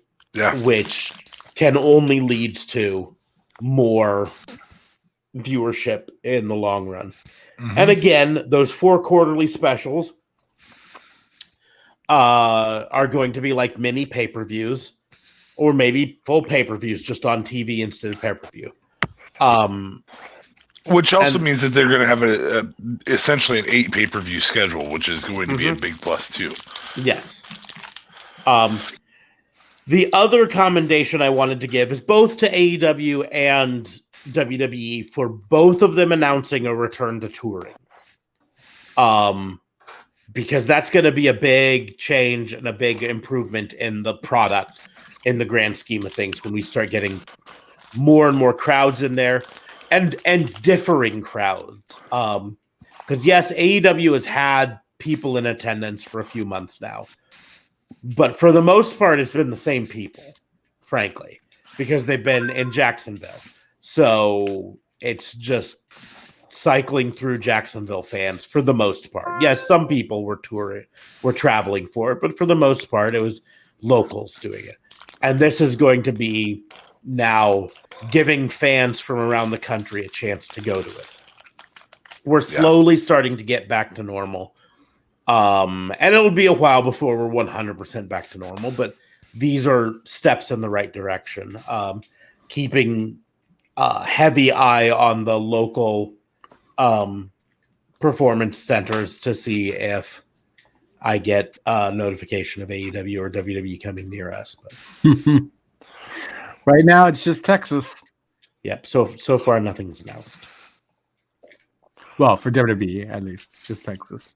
AEW is also in Texas right now. Oh, really? Yep. Okay. They've got a Dynamite and is like Texas something. one of the first places where everything's open, or like what's going on there? Possibly. Let me see if I can find they'd released a statement the other day of the place, and maybe I'm remembering it not quite right. I'm just trying. But those are my two main commendations.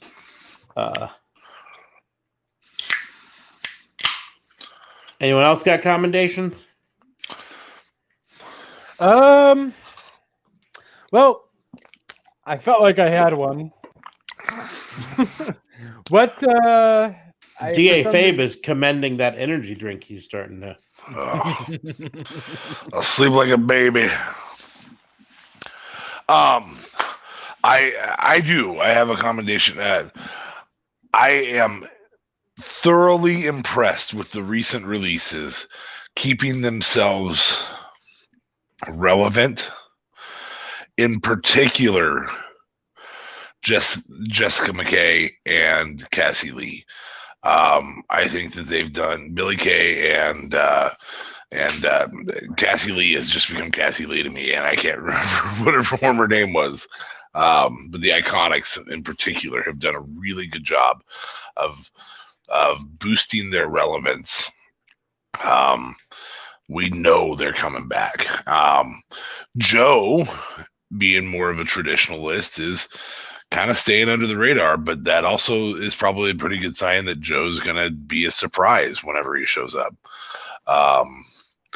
I just think that there's been some severe relevance starting to show up from a lot of these current or recent releases that happened right after WrestleMania. So commendation to them for doing what it takes to keep themselves in the light. Yeah. JLB, you got anything? Well, I mean, I guess I'll go with. I have all misdemeanor. The other commendation I want to give is, so we've spent a long time, and this one's going to be a little bit more time consuming than the other. I kind of wanted to end it out for me on this. We've spent a long time with Smarks telling us how horrible the concept of gimmick pay-per-views are. And for the most part, I agree. In this particular time, this is the best placed gimmick pay-per-view I think we've ever had. I think it's wonderfully placed. Now, whether or not they write it as such is on them. But as of right now, I am far more optimistic about Hell in a Cell than I've been for a while. The last time I was as optimistic about Hell in a Cell was, oh my gosh, we're going to get Fiend versus Seth Rollins. This is a match that plays to the Fiend. Apparently, you can do ref stoppage in those. So, yep. Apparently. Wait, why are you excited about this gimmick? This particular gimmick, Hell in a Cell, has one of the 4 primary titles, not of the tag titles. The tags have been shit on for a while, but of the 4 primary titles, and really of the undercard titles, all of them have storylines that are that are potentially very good in Hell in a Cell. Very, very good. And this is part of the reason I had you guys fantasy book this. I guess I mentioned it when JLB had us fantasy book this. I should give credit where credit's due. I forgot you were the one who booked this. But fantasy book this. I truly believe that the Jimmy Uso replacement for the Jey Uso feud that we had the last time Hell in a Cell was going on with Roman could be very good here. I truly believe what a great way to amplify Bobby Lashley versus Drew McIntyre is to have it in Hell in a Cell. I truly believe that somebody whose entrance song is "This Is My Brutality" is designed to be in Hell in a Cell. And I truly believe that you can you can cap a feud with Hell in a Cell with Bianca Belair, Sasha, or you could have Bianca versus Bayley and Sasha interfere and be like, this is my match and F both of you. And there's a lot of ways you can go with that. I think every single current existing potential feud could be done for the primary championship, could be done in Hell in a Cell. I also think that the build right now we have with Big E and Sami Zayn and Apollo Crews, and I think there's one more person that's in that set of a feud for is that the US or is that the IC? Whatever title. IC title.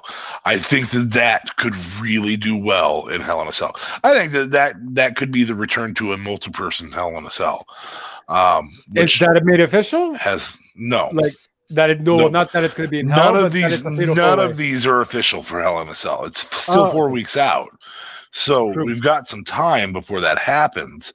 But because we know Hell in a Cell is next, that could really, really develop that. The only one that sucks right now to do in Hell in a Cell, and that's just because he just lost the title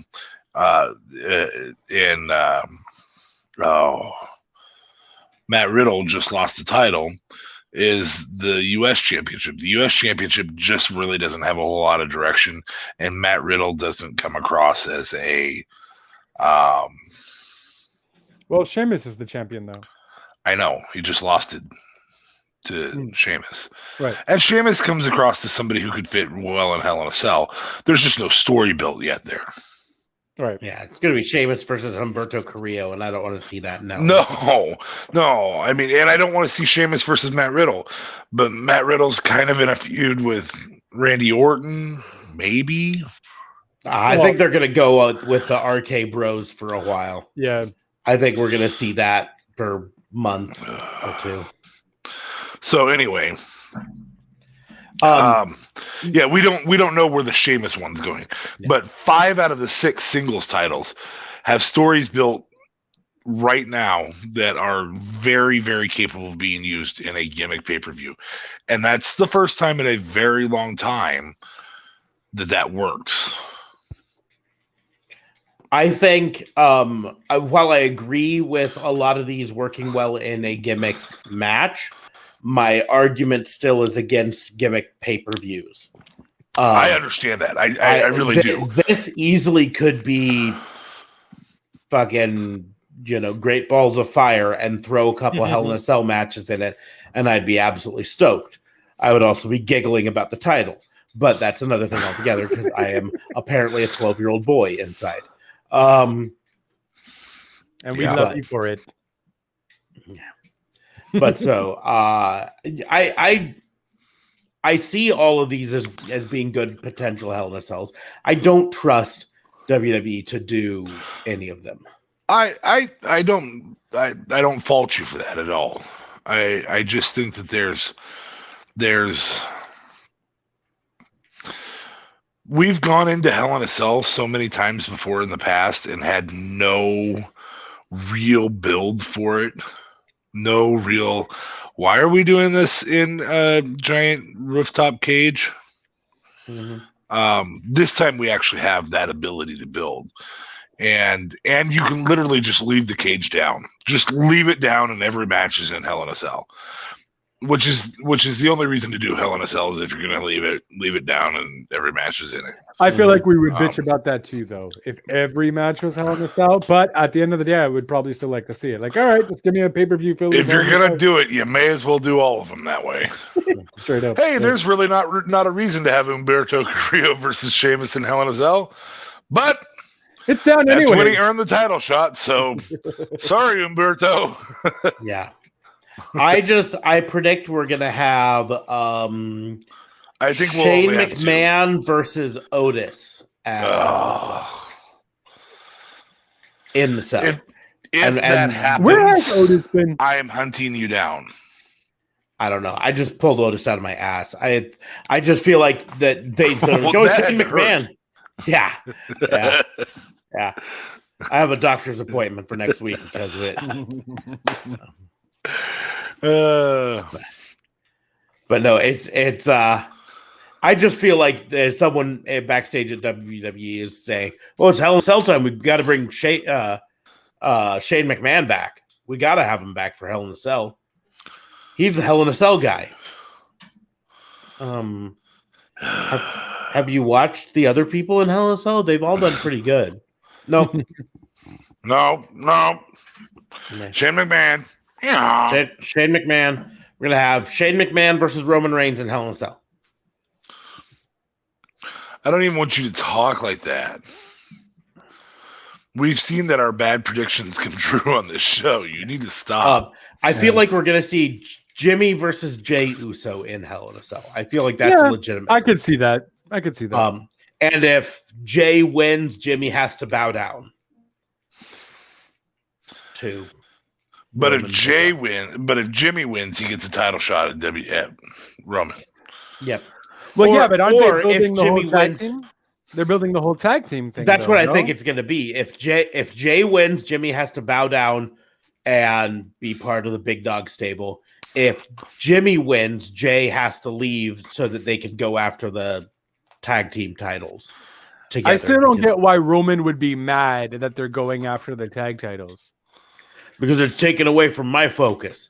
I think either way, this is my prediction on this. If they do have Jimmy versus Jey, it doesn't matter who wins.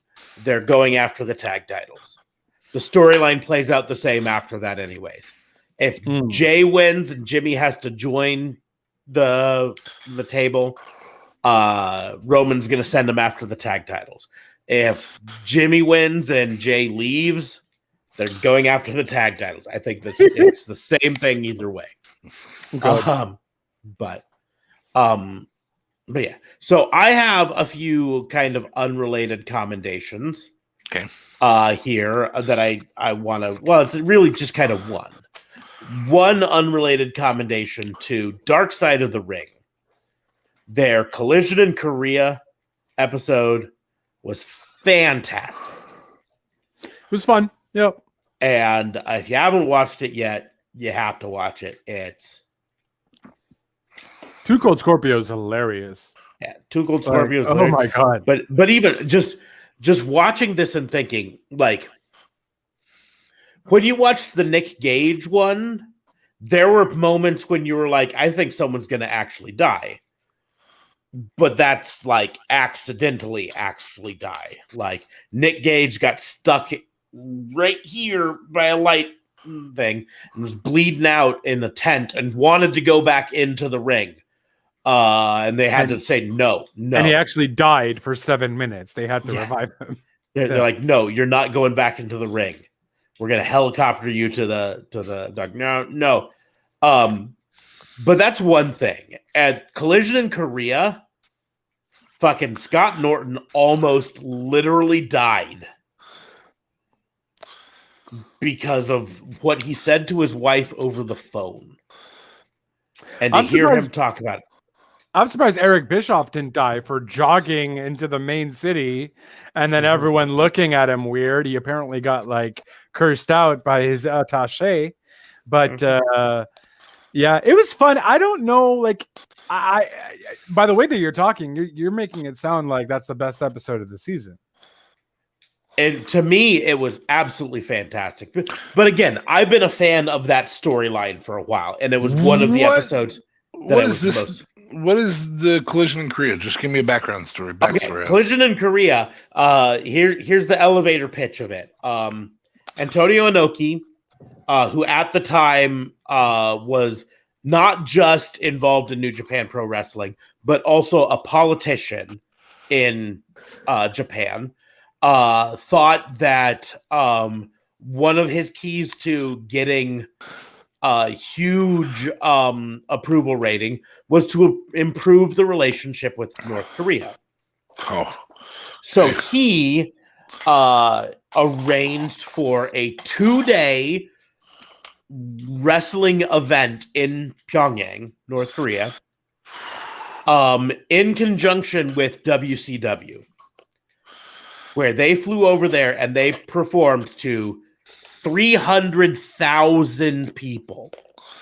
Oh my gosh. Well, it's both nights. It's 190,000 one night, 150,000 the other night. Mm-hmm. Mind you, who were forced to go. Yes. Again, there's a lot of things to play into this. These were not wrestling fans because, for the most part, North Koreans didn't know what the fuck was going on.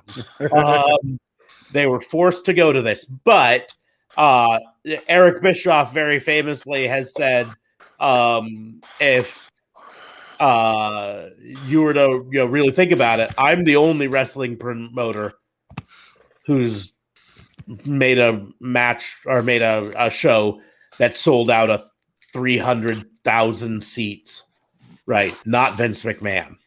Me.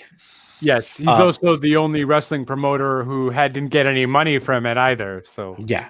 But there were a lot of things so WCW talent and some New Japan talent, although not as many New Japan talent as they would have liked. Much more dangerous for New Japan to go than for WCW. Because Japan does not have very good relationship with North Korea. And but they flew over there and they did a 2-night event there. And there is very, very little actual footage of it available. So it goes off mostly just story because it wasn't broadcast. Cameras. Yeah. Well, no, I found the actual event, and New Japan has it selling on the DVD. First of all, yeah. But like I said, there's very, very little because it wasn't broadcast nationwide or worldwide, so they had just the local broadcast footage of it that they could use. But so anyways, the story with Scott Norton, he's on a phone call with his wife, and his wife apparently thinks that he's just out, fooling around with the boys, probably dealing with strippers and getting drunk and all of this shit. And he's in North Korea at the time. And keep in mind, they were told as soon as they came on the plane that nothing you ever say is secret here. You're being watched all the time. Right? And they literally had attaches from the government following them all the time.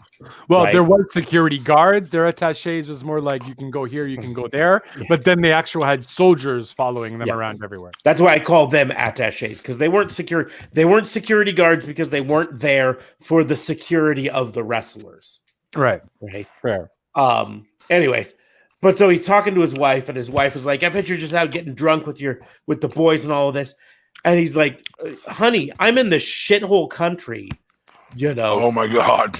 And instantly the line goes dead. And his door opens, and people come in, and they drag him off into interrogation. And he's handcuffed in a room with a bright light in his face. And he tells the whole story about this guy coming in and basically yelling at him, you don't talk about the glorious homeland like that. If you talk about it like that, you're a dead man, effectively. Holy shit. Yeah, and they couldn't really do anything at all. They talked about there was a point where they were playing pool, and it took them first of all 2 hours to get the pool balls so they can play. because it was like a whole thing. And then they did like a little flip with the ball there. It hit the floor. Security guards completely stopped the game, said no more pool for you. They were just mad. They took away their passports. It was just everything was confiscated. They confiscated Scott Norton's Walkman. Yeah. Because they were worried that it was smuggling in contraband or whatever. It's one of those things, and that's why to me it's super fascinating because on a political front there is no more yes, we know they're a shithole country, but no more hidden regime on the planet. That's it. It was very. I'm curious to see if I can find anything of Muhammad Ali talking about it, because Muhammad Ali also was there too. Yep, he was there as well.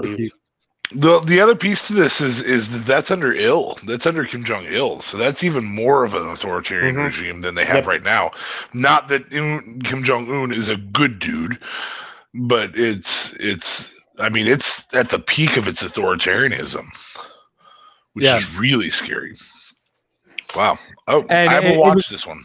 And it's a fun time. It's a good time. I just don't, because it felt like they didn't have enough footage, or it's only a 4-day thing, right? So although a lot of stuff happened, I just kind of felt like you didn't really need to make it a 45-minute thing either, which was my whole thing. But I enjoyed the episode. It's just, I maybe thought Nick Gage was a bit more. This was interesting. I don't know. Here's what it comes down to, right? Nick Gage was more about the wrestling. And this was about politics. And it's important to note, I am a political junkie. We don't talk about it on the show, but I follow politics. And so that's why this is so much more entertaining to me, is because really it was 1995 is when they did this. Mm-hmm. And they couldn't even, they talked about it. They couldn't get, to get permission to fly into North Korea from the United States, you had to apply with the government, and it took 6 days for them to decide if you could go, and then they could say no. So Eric Bischoff decided, we'll just fly over to Japan and then fly into Korea from there, because the United States government might have stopped him from going. Right. And so he lived by it's better to beg forgiveness than ask permission side of things.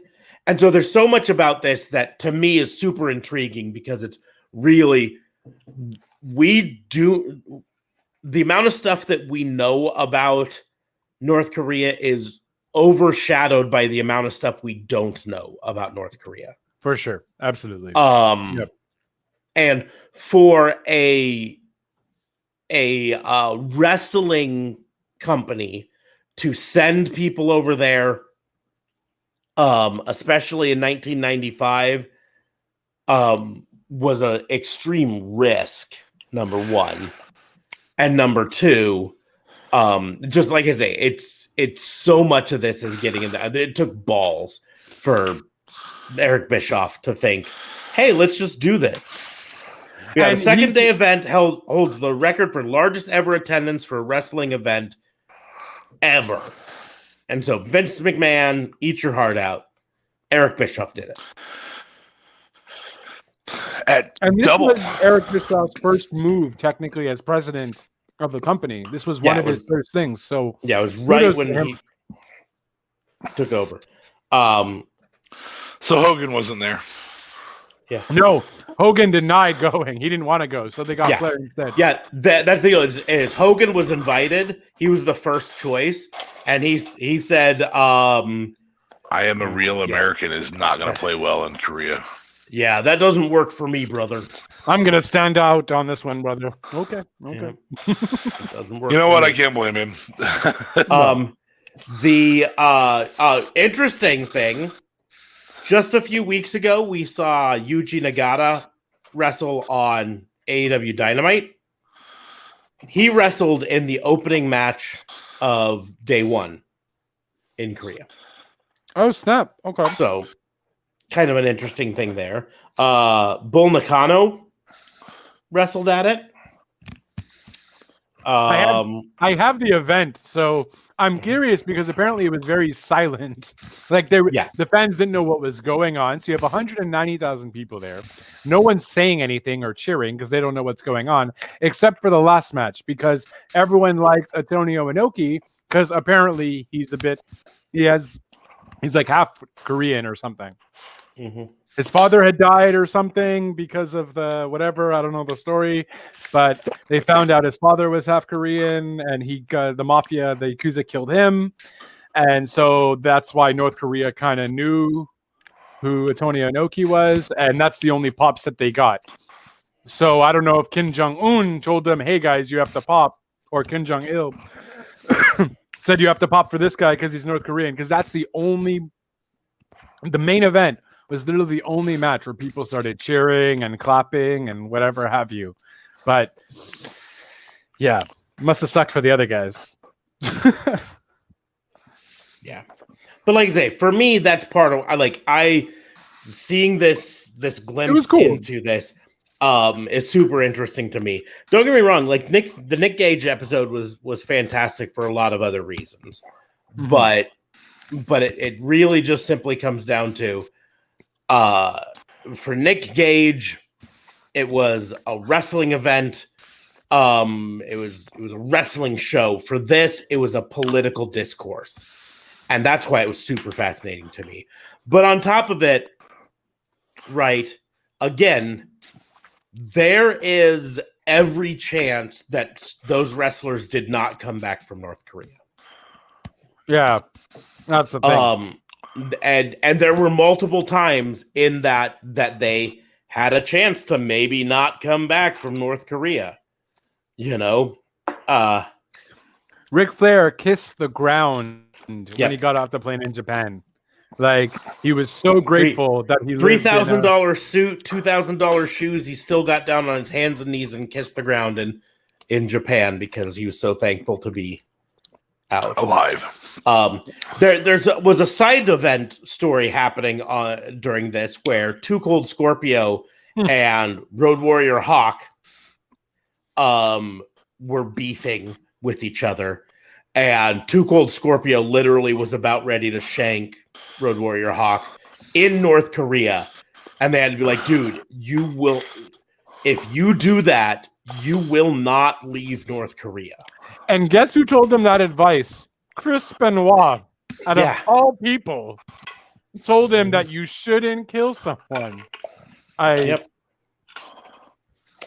it was pre-CTE Chris Benoit. That's valid. But it also had the Steiner brothers, which this was, of course, pre-steroid free Scott Steiner.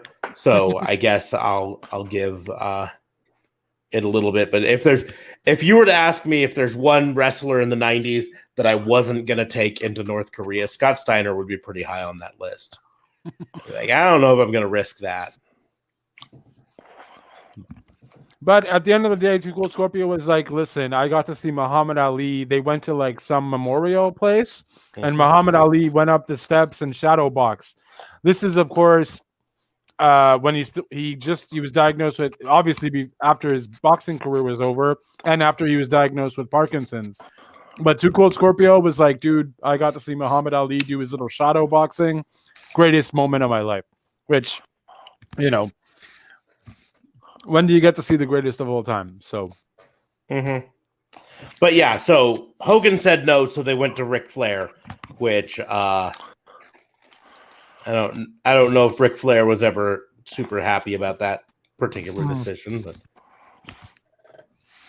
anyways, that's my commendation is Dark Side of the Ring just has been consistently good this year, this season. But you're not gonna say that this week when they have the Ultimate Warrior.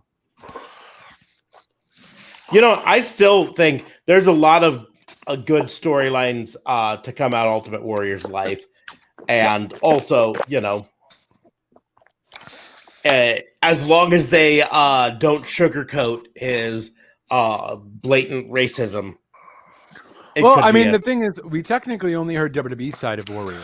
So this would, I guess, be interesting to hear, I guess, the more objective side of Ultimate Warrior. Mhm. So, and I didn't watch A&E's biography, which also happened today. So we're just getting bombarded by Warrior documentaries. But I'm definitely going to watch that, and then I'm going to watch Dark Side of the Ring to really compare the two. Yeah. I'm just glad that Warrior managed to get out of the mirror. He must have taken a note from Zod or something on how to get out. Yeah. That was Who a knows? gift to you there, Smarks. Absolutely. That mirror scene was so. I actually was watching worst moments in WCW earlier today, and that was in that category. Yeah. So There's nothing there. Bischoff ruined that, not Hogan. There's nothing there. There's nothing there. What are you talking about? a lot of things ruined that, but I actually was thinking about Warrior the other day. Because I was going through a list of the best promos in wrestling history. Why Go were you through thinking of multiple Warrior? and many of those lists put Ultimate Warrior's last promo Oh yeah, okay. On the list of best promos of all time. When it was on Raw, When he came on Raw and gave his promo and then died the next day. Jesus. No heart. What the hell? His promo was all, one day you will breathe your last breath, then your warrior heart will beat its last beat. And then the next day he was dead. That's what happened. But here's where I get cold. Nonchalantly, though. Like, holy shit. Well, it's not like it was fucking yesterday. Okay. Jeez. It's been like 7 years, right? All right. We can be a little bit less subtle about things now. Anyways, my point was this is where I get cold, right? You want to talk about me being cold? I don't think that was a good promo in the grand scheme of things. I think the only reason we call it a good promo is because he died the next day, and so now it looks prophetic because he said one day your heart will beat its last beat. And then he died. And I think if he had not died the next day, none of us would be talking about that promo. Yeah, no, you're probably right about that. But it's just the circumstance of it happening. It worked out. In relationship, I am angry because none of those lists included the Steiner Math promo. But I'm a genetic freak, so that means I have better than a 33% chance of beating you. And Kurt Angle already knows that I can beat him. So... Sorry. Steiner Math is... I've watched it enough times that I might be able to quote the whole thing. Yeah. I feel like we got to do a botch along on that. That would be... And then we should probably dissect the math and try... It's really close to accurate. The only part that is inaccurate is when he starts adding things that he took away earlier. And so that's where he gets to 125% chance of winning. 140 and 2/3 chance. Was that what it was? Okay. Yep. Yeah, that's the spot. What's that? Did you guys do this one night randomly, or you found? No, I actually work in finance in real life, not as a district attorney, and so literally I dream numbers, and so because I dream numbers, it's close except for one spot where he adds what he should be subtracting. And his goal is to reach a very high percentage of him winning a triple threat match. Right. Which no, the thing is, his math is way off in almost everything because he's adding different percentages from different things altogether. Yeah, subtracting different. If you follow his math, even though it's shitty math, if you follow his math by his standards. Mm-hmm. It's really close to accurate. Maybe that's what I should say. So to go through the quote from beginning, why? You know they say all men are created equal, but you look at me and you look at Smo Joe and you can see that statement is not true. See, normally if you go one-on-one with another wrestler, you got a 50-50 chance of winning. But I'm a genetic freak and I'm not normal, so you got a 25% at best to beat me. Then you add Kurt Angle into the mix, and your chances of winning go down. See, the three-way at Sacrifice, you got a 33 1/3% chance of winning, but I got a 66 2/3 chance of winning because Kurt Angle knows he can't beat me, and he's not even going to try. So, Smo Joe, you take your 33 1/3% chance minus my 25% chance, and you got an 8 1/3% chance of winning at Sacrifice. But then you take my 75% chance of winning if we was to go one-on-one, then add in 66 2/3% chance. I got 141 2/3% chance of winning at Sacrifice. See, Joe, the numbers don't lie, and they spell disaster for you at Sacrifice. He added when it was going to go one-on-one, and also if it was going to be. Why would you add the one-on-one with the triple threat if he's going to go one-on-one with you? Because Kurt Angle already knows I can beat him. But you don't add the 75% on top of the 66. You're comparing two different matches here. What? Yes, the math sucks, but the math is accurate. It's accurate. In the end, yes. The math works out. He did the math correctly. It's not the right math, but he did it. But my point still being, if you don't put that somewhere on the list of best wrestling promos of all time, I have no respect for your list, right? It doesn't have to be number one, but if it's a top 20 list, it has to be somewhere on there because that's peak wrestling, right? Like it's not higher than cream of the crop. Ooh, the cream of the crop. Yes. Well, the cream always rises to the top. It may not be better than Hard Times by Dusty Rhodes. It's not better than Booker T's Hogan. You got another thing coming, and we're gonna stop it because I don't need to say anything live on air that Booker T said live on air. But yeah, I was on a ranker list, and it was like 40 wrestling promos, and it wasn't on there. It's not Fruity Pebbles either. Yeah, it's not top 20 though. I'm fine if you have no respect for me. If that's your respect line, whether I have Steiner on my top 20 list of promos, I wouldn't have Steiner on my top 20 list of promos. You're legit forgetting about, some Rock promos, Chris Jericho promos, CM Punk promos. I can't put a lot of those promos under Scott Steiner's math promo. I'm sorry. I sure can. 20? I sure can. You would put Chris Jericho with the 1990s pin roll impact printer printout, reading the 1,004 holds that he has. By the third time he says armbar, you're still going to say that's. I will say that one's close. However, and here's where the Steiner math might win, because I did rewatch that promo. It took place in two parts. Not talking about the commercial break. I'm talking about the Jericho promo. He came out and he cut half of a promo.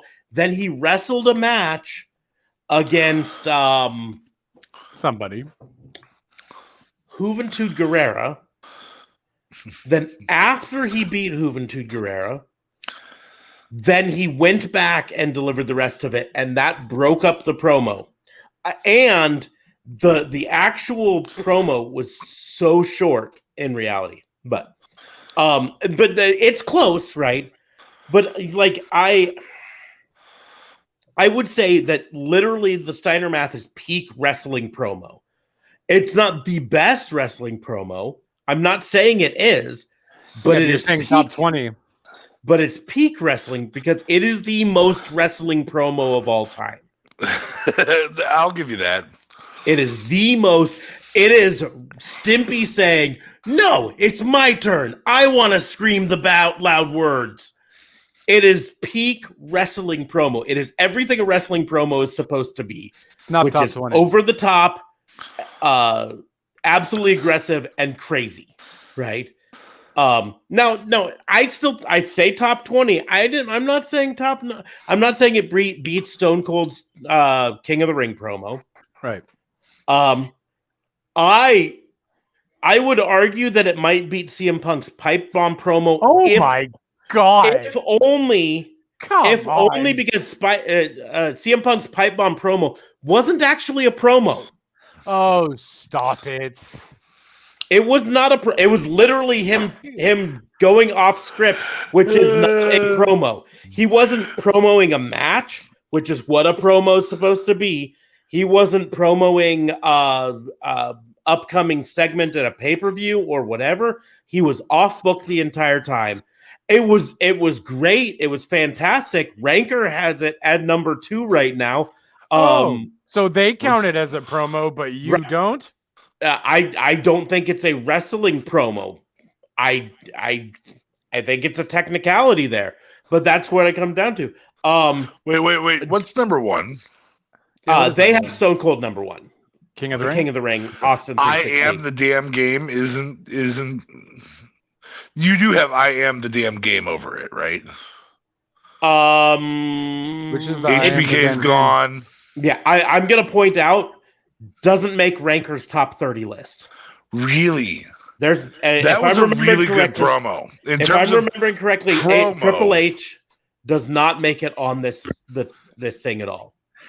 Hey man, I'd be down to do like a botch along on good promos. Yep. Dusty Rhodes Hard Time promo, I would definitely put up there. It's one of the best wrestling promos of all time. Dusty Rhodes, which one? Hard Times. Okay. There's a chance you might not have seen it because it's from old Mid-Atlantic Wrestling, 1985. But Randy Savage Cream of the Crop, it's definitely up there. Jericho's WWE debut promo. Oh, for sure. It's up there, but it really was a very short promo. Like, it really was. In fact, I would actually say, because it was back and forth with The Rock, that it's not a promo. Bro, it's enough of your semantics. It's straddling the lines of not being a promo, being a segment. I would say it's definitely one of the number 1 segments of all time. Chris Jericho's 1004 Holds promo, they have number 6, right? Paul Heyman's One Night Stand 2005 promo. Yeah. That's Fuck You Balcony, isn't it? I think so. Yeah. The only reason you were WWE champion for the year is because Triple H doesn't want to work Tuesdays. Number 8, Miz's Talking Smack promo, which again, I'm not sure technically is a wrestling promo. Oh my because God. It's 100% been shown that was him going off book. So wait. You're telling me that when people don't do exactly what they're told, sometimes it turns out really good? No. He's telling. Sometimes, cool. My point was made earlier. That's all I needed. But I'm going to point out Rick Steiner is not on this list anywhere. But hold on. So you're insinuating that Scott Steiner actually had that written down. I think Scott Steiner went off the cuff. So if you want to play Mr. Semantics with that. Okay. So you think Scott fucking Steiner is smart enough to have done that math on the fly and gotten the actual results correct? But it was so badly done, though, is the thing, because he was also all over the place. So he stumbled over words. That was methodical and well thought. That was a well-written promo. I can't dog on that part. For him to say, though, that it's better than the pipe bomb, he's wrong. Yeah, very wrong. I mean, I'm just saying the pipe bomb's not a promo, but that's beside the point. Ric Flair's Royal Rumble victory speech 9. Hulk Hogan's heel turn promo, number 10, definitely above it, right? Does Scott Steiner have Twitter? I am tweeting him and asking him. The Rock's Billy Gunn promo, they have it number 11. I think it's up there. Dear God. What's your name? See, my name's Billy, and I just won King of the Ring. And there's one problem. Everybody still thinks that I absolutely suck. AJ Lee's Total Divas promo. I don't put that above. I don't Steiner. remember AJ Lee's promo. No, Exactly my point. Bret Hart delivering a promo in 1997. I don't think I would put any Bret Hart promo ever on a top 20 promos list. Ooh, there were some good ones when they were anti-Americans. Him and Owen. Also, him and Owen too. I think he That had a few feud. good ones with Owen. Bret Hart The is one of 94 my feud? all-time Yeah. favorites. I don't think he was not a good promo. He was a good wrestler. He wasn't a great promo. Mark Henry's retirement speech might be up there. Jay Lethal and Ric Flair's TNA promo, we'll have to watch. I can't 100% comment on it. Jake the Snake's Muck of Avarice promo, yeah, it should be on there. Number thing. CM Punk's contract signing, more of a promo than the pipe bomb. Paul Heyman's SmackDown promo. Eddie Guerrero's Addiction promo they have at 19. Yeah, probably. Scott Hall's Monday Night War promo, his first promo on Nitro when he invaded. Yo. Shawn Michaels' Montreal promo, where he said, "Who's your daddy, Montreal?" Bastard. Number 22 on this list. Wow. Number 22 on this list, and don't get me wrong, I enjoyed this. Rewatched this the other day because it made me laugh. John Cena and Roman Reigns promo. That is a great one. It's off the script though. But it's off the script. Oh, it's a shoot. Oh, Come on. And It's I just will End say this that podcast already. the only reason that promo is on this list is because it's off the script. Again, I'm not that saying promo it's would bad. not have been good had John Cena not looked at him and said, "It's called a promo, but bro, you want to be the big dog, you're gonna have to learn how to do one." So that's directly to my point. If it's only on this list because they went off script, it becomes a shoot, not a promo. And shoots, you can have a list, and Pipe Bomb would be number one of wrestling shoots of all time. I think anything that promotes the product is a promo. But Yeah, okay, it can be a work promo or it can be a shoot promo. So but they're both promos. Did the Pipe Bomb promote the product? Because absolutely, it did Yes, not it promote the definitely product. did. It fucking badmouthed the product the entire time, which is not promoting. That's exactly which made the you want opposite to of watch John Cena versus CM Punk. Yeah. That is exactly the opposite of promotion. It may have had a positive effect, but it was not promotion. In fact, CM Punk's exact method to it, his exact thing he was trying to kill the product at that point, which is exactly why but the same thing with this. Again, I say the Roman Reigns and John Cena, I enjoyed the fuck out of it. It's not one of the top 20 best promos because it's not a promo, it's a shoot. Another Paul Heyman promo. Yeah. Daniel Bryan's retirement speech. Yeah, number 24. I'd put it there, maybe. Edge's retirement speech. Again. I would put Edge's retirement speech over Daniel Bryan's. Quite possibly. Mostly because Edge was a little more heartfelt and Daniel Bryan was back a lot faster than Edge was. Yeah. Both of them, but at the same point, again, I argue that those are not promos. They're retirement speeches, which is a different thing altogether. Jesus. Next time on a very special episode of WBU, we will actually have a court and jury about what a freaking promo is. Yeah. Straight up. Joey Styles quitting promo. That was a great promo. Yeah. But Fabe, it's a shoot. Yeah. Ultimate Warrior's final promo. Again, I don't think that was written, bro. That was written. It was written. I don't think it would be on this list if he hadn't died the next day. Because I don't think it was a good promo. Except for the fact that he said every man's heart one day beats its final beats, his lungs breathe their final breath.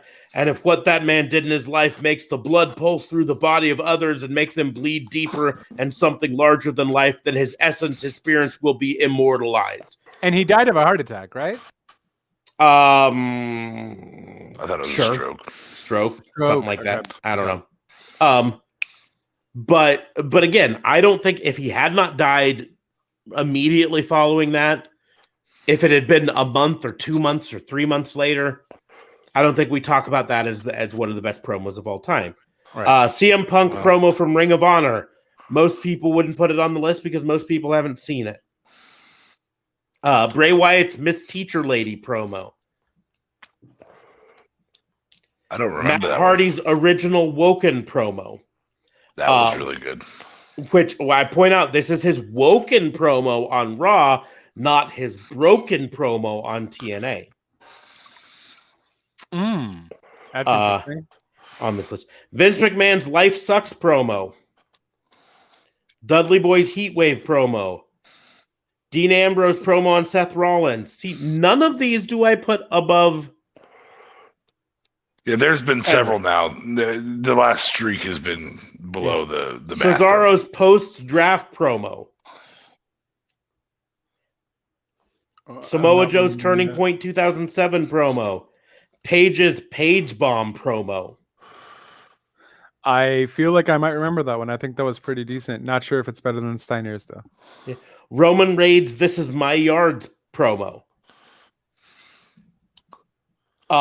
This is one that's really was surprising. It's a New Day promo they have number 38 on this list of best promos of all time. And it was a backstage WWE.com exclusive that wasn't aired on TV. And while it was entertaining as absolute fuck, I recommend you guys watch it sometime. Does that page have like the links to the promos? Yeah, it's got the YouTube videos for all of them up on there. This one here isn't even so much a promo; it's just New Day fucking around backstage, and making fun of Brandy Rhodes or Eden, whatever her name was in WWE. And they do throw out the "This girl don't know about Pangea" line from Little Dicky, which cracks me up. Jeez. That was a great song. I love Little Dicky. I only recently discovered. So Little did Dicky. your wife, didn't she? Well, she better. She stuck with me. That's it. Stephanie McMahon's WrestleMania 32 promo rounds out the list at 39. Wait, is that Stephanie's? Is that Stephanie's? I created women's wrestling. I created women. No, I mean, this was. She didn't actually say that. That's just. Yeah, this is the you exist to serve us. We're the leaders, chiefs, and generals. We're the absolute power. We own you. Okay. One. But again, I'm going to point out Triple H not on that list anywhere. Only one Rock promo made it on that list of top 30. That doesn't make sense. Now, I guess technically two, if you count him as part of the Jericho promo, because he was half of the Jericho promo on Jericho's first match. And that's kind of my point is in the end, over half of these promos on this list in 10 years, we won't remember. Right. Yeah, but this list is also not the equivalent to how many great promos there were in wrestling either. Because I could probably name you a bunch of other ones. You sure can. My point still being, in 10 years' time, we will still be talking about Steiner math, and we won't remember Stephanie McMahon's WrestleMania 32 promo. We won't remember the New Day's backstage promo. We won't remember Roman Reigns' My Yard promo. He says it so often now, or I guess he doesn't anymore because it's not about then. We won't remember. None of us remember Samoa Joe's Turning Point 2007 promo. No. I vaguely remember Cesaro's post draft promo. But under the same guys that you're naming right now, then Warriors 20-minute promo is a great promo, and it's not. It's the epitome of the worst of. While I understand where you're going with it, I'm pointing out, just because we remember something doesn't mean that we remember it as good, right? But when something we remember as good stays with us for 10 years, and we will always remember it as good, it's one of the best, right? And I would 10 say years for a from large percentage of people, the math promo is bad. I would say for a large percentage of people, they are wrong. Okay, well then that became an opinion, not an award. So, But again, my opinion was, if you don't have it somewhere on your list, I don't respect you. That was my opinion. Respect me. Yep, I don't. Well, we kind of knew that a while ago. That's valid. So, and again, this is just one list, right? The ranker list, but the big thing with rankers, people can upvote and downvote things there. We go to Goliath. They've got the Hard Times. They've got the Pipe Bomb. They've got the Hogan joins NWO. They've got Austin 316. They got Raw's Jericho. They got Cream of the Crop. They've got a Ric Flair promo. They've got Jim Ross interviewing Mankind as one of their top 10. That's not good.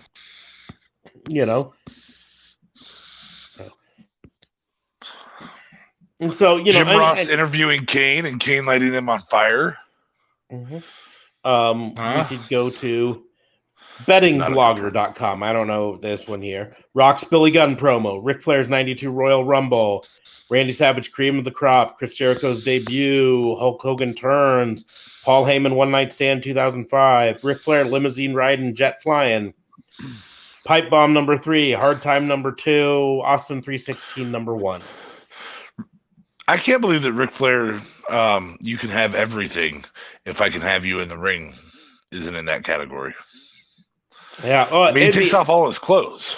In the grand scheme of things, like the Goliath.com list, just their entry for number 10 just says Ric Flair. And it says you can take your pick from promos that Ric Flair did. Yeah. But in the end, as much as I like Cream of the Crop, it's not my favorite Macho Man promo. My favorite is the Ricky Steamboat garbage promo. You are nothing but garbage. Yeah. But anyways, we've talked for about 20 minutes on promos and on a commendation. On a single commendation. Felt like you did a promo yourself. That I can't remember what the commendation itself was. We got under promos. Yeah, we got off on a tangent there. So. He got off onto a promo himself. You don't like the Steiner promo? I don't respect you. Yes, that is one of my that's a wrestling promo. I don't respect you if you don't like the Steiner math promo. I just don't. Not at all. I'm fine with it. JLB's camera didn't respect him there for a bit, so. Oh, snap. So, if you really? Yes. He's like, because the links are all going to be in the doobly-doos anyways. Because we are going to go ahead and wrap things up for this. We've gone for 2.5 hours or so. Talk about that part. Yes, we're going to talk about all of those parts there. Right. Okay. So make sure to check the doobly-doos below. And right down there, there's going to be the doobly-doos that has links to all of our stuff, all of our social medias, all of our places you can listen to and find this podcast, and our Patreon and our merch. So if you want to support the podcast, you can join us on Patreon there, or you can buy some merch. You can buy a shirt that says links in the doobly-doos, or you can buy a shirt that says not a cop, or I don't know, a bunch of other stuff. But head on down to the Wrestling Booking Unit. Yes, and support us that way. But we are going to go ahead and start to wrap things up here. So if you would like to follow us on social media, you can follow me at Raw and Order WBU on pretty much all of them. TikTok, Twitter, Facebook, I'm all there. You can follow DA Fabe at DA Vincent K. Fabe. Go there. Yeah, sure. If you want to be bored. I'll post more if I hear more flack. Okay, yeah. Go fucking give him all sorts of shit. I use Twitter the way Twitter's intended, which is to be a shit, and say things like Ava Marie being hired back on is a great thing for. Yeah, it sure has worked out really good for you so far there. That's valid. I was kind of expecting more than just you two to fucking hate that, but apparently I was too. Apparently the rest of the fans were like, "Yeah, I agree." Most of the rest of the fans were like, "Who's this fucker?" Oh. Yeah. To be fair, they don't know who I am, but if I say something really messed up, I get into these crazy conversations, and I'm just like, I'm not going to respond anymore because I really don't give a shit about your opinion. So if you want someone to not give a shit about your opinion, you can go follow JLB at JLB420. Real Talk Radio is the brand at Real Talk Radio 8. Anchor.fm/RTR. I mean, you don't have to go to mine, but you probably should because people actually follow me, unlike this guy over there. This is so confusing. And that's it. We are going to have the Collision in Korea review up as well. We just finished recording that as soon as it happened, so I just got to do little edits, and I'll get that up as soon as possible. And back to you, good sir. I have a wager. that I'm going to make with Smarts. This is an over-under, okay? Do you want the overs or the unders on JLB's review of the Collision in Korea? JLB's review of Collision in Korea actually being longer than the Collision in Korea documentary. I can tell you how long that is, actually. You want the overs or unders? I'm gonna say over. What do you say, Fabe? I also was going to say over, but I'll take the unders to be a contrarian. All right, so it is actually, well, with pauses and stuff, I got to edit that out. It's an hour and 7 minutes, so it's technically over. Yeah. Well, come on, guys. I have my intro. I have, whatever. This guy's hilarious. The real thing to bet on is whether he actually gets it put out this week or not. Wow, calls me out like that. Just for that, I am putting it out tomorrow. Yeah. I'm trying to light a fire under you. You get so perfectionist in your editing. You're like, no, I gotta cut this out. And I gotta cut this out. And I gotta do this. This is exactly how he edits it too. Goes like this. Yeah, just like this. Yeah, exactly. I'm the index guy. Long-winded. This guy, long-winded. This guy, long-winded. Yes. It's not the only thing that's long. I've got a long attention span. That's not That's why you can do a 2-hour podcast. Yeah, that's not even fucking true at all. I am ADD as fuck. That should be a t-shirt. Do make sure to like, share, and subscribe whatever podcast platform you use, or whether you're a fan of us on watching the live stream on Facebook or YouTube. Make sure to like or subscribe wherever you do so that you get notified when we go live. We are planning on continuing to do our lives every Sunday night and Tuesday night, just like we normally would record. So set your schedule to that because I'm not very good at pre-scheduling these lives. I just kind of go, oh, shit, it's time to do a live, and then I do it. But make sure to follow us there and follow us on the social media. We already kind of went over that. But on that note, we will probably close the book on the wrestling booking unit. We're closing the book. That minor funnier. Yeah, well, and that was a notebook, I guess. All my books are over there, damn it. But we will close the book on the wrestling booking unit, and we will see you soon. Thanks for There's listening. 140 and a third chance this is the best podcast we've ever done.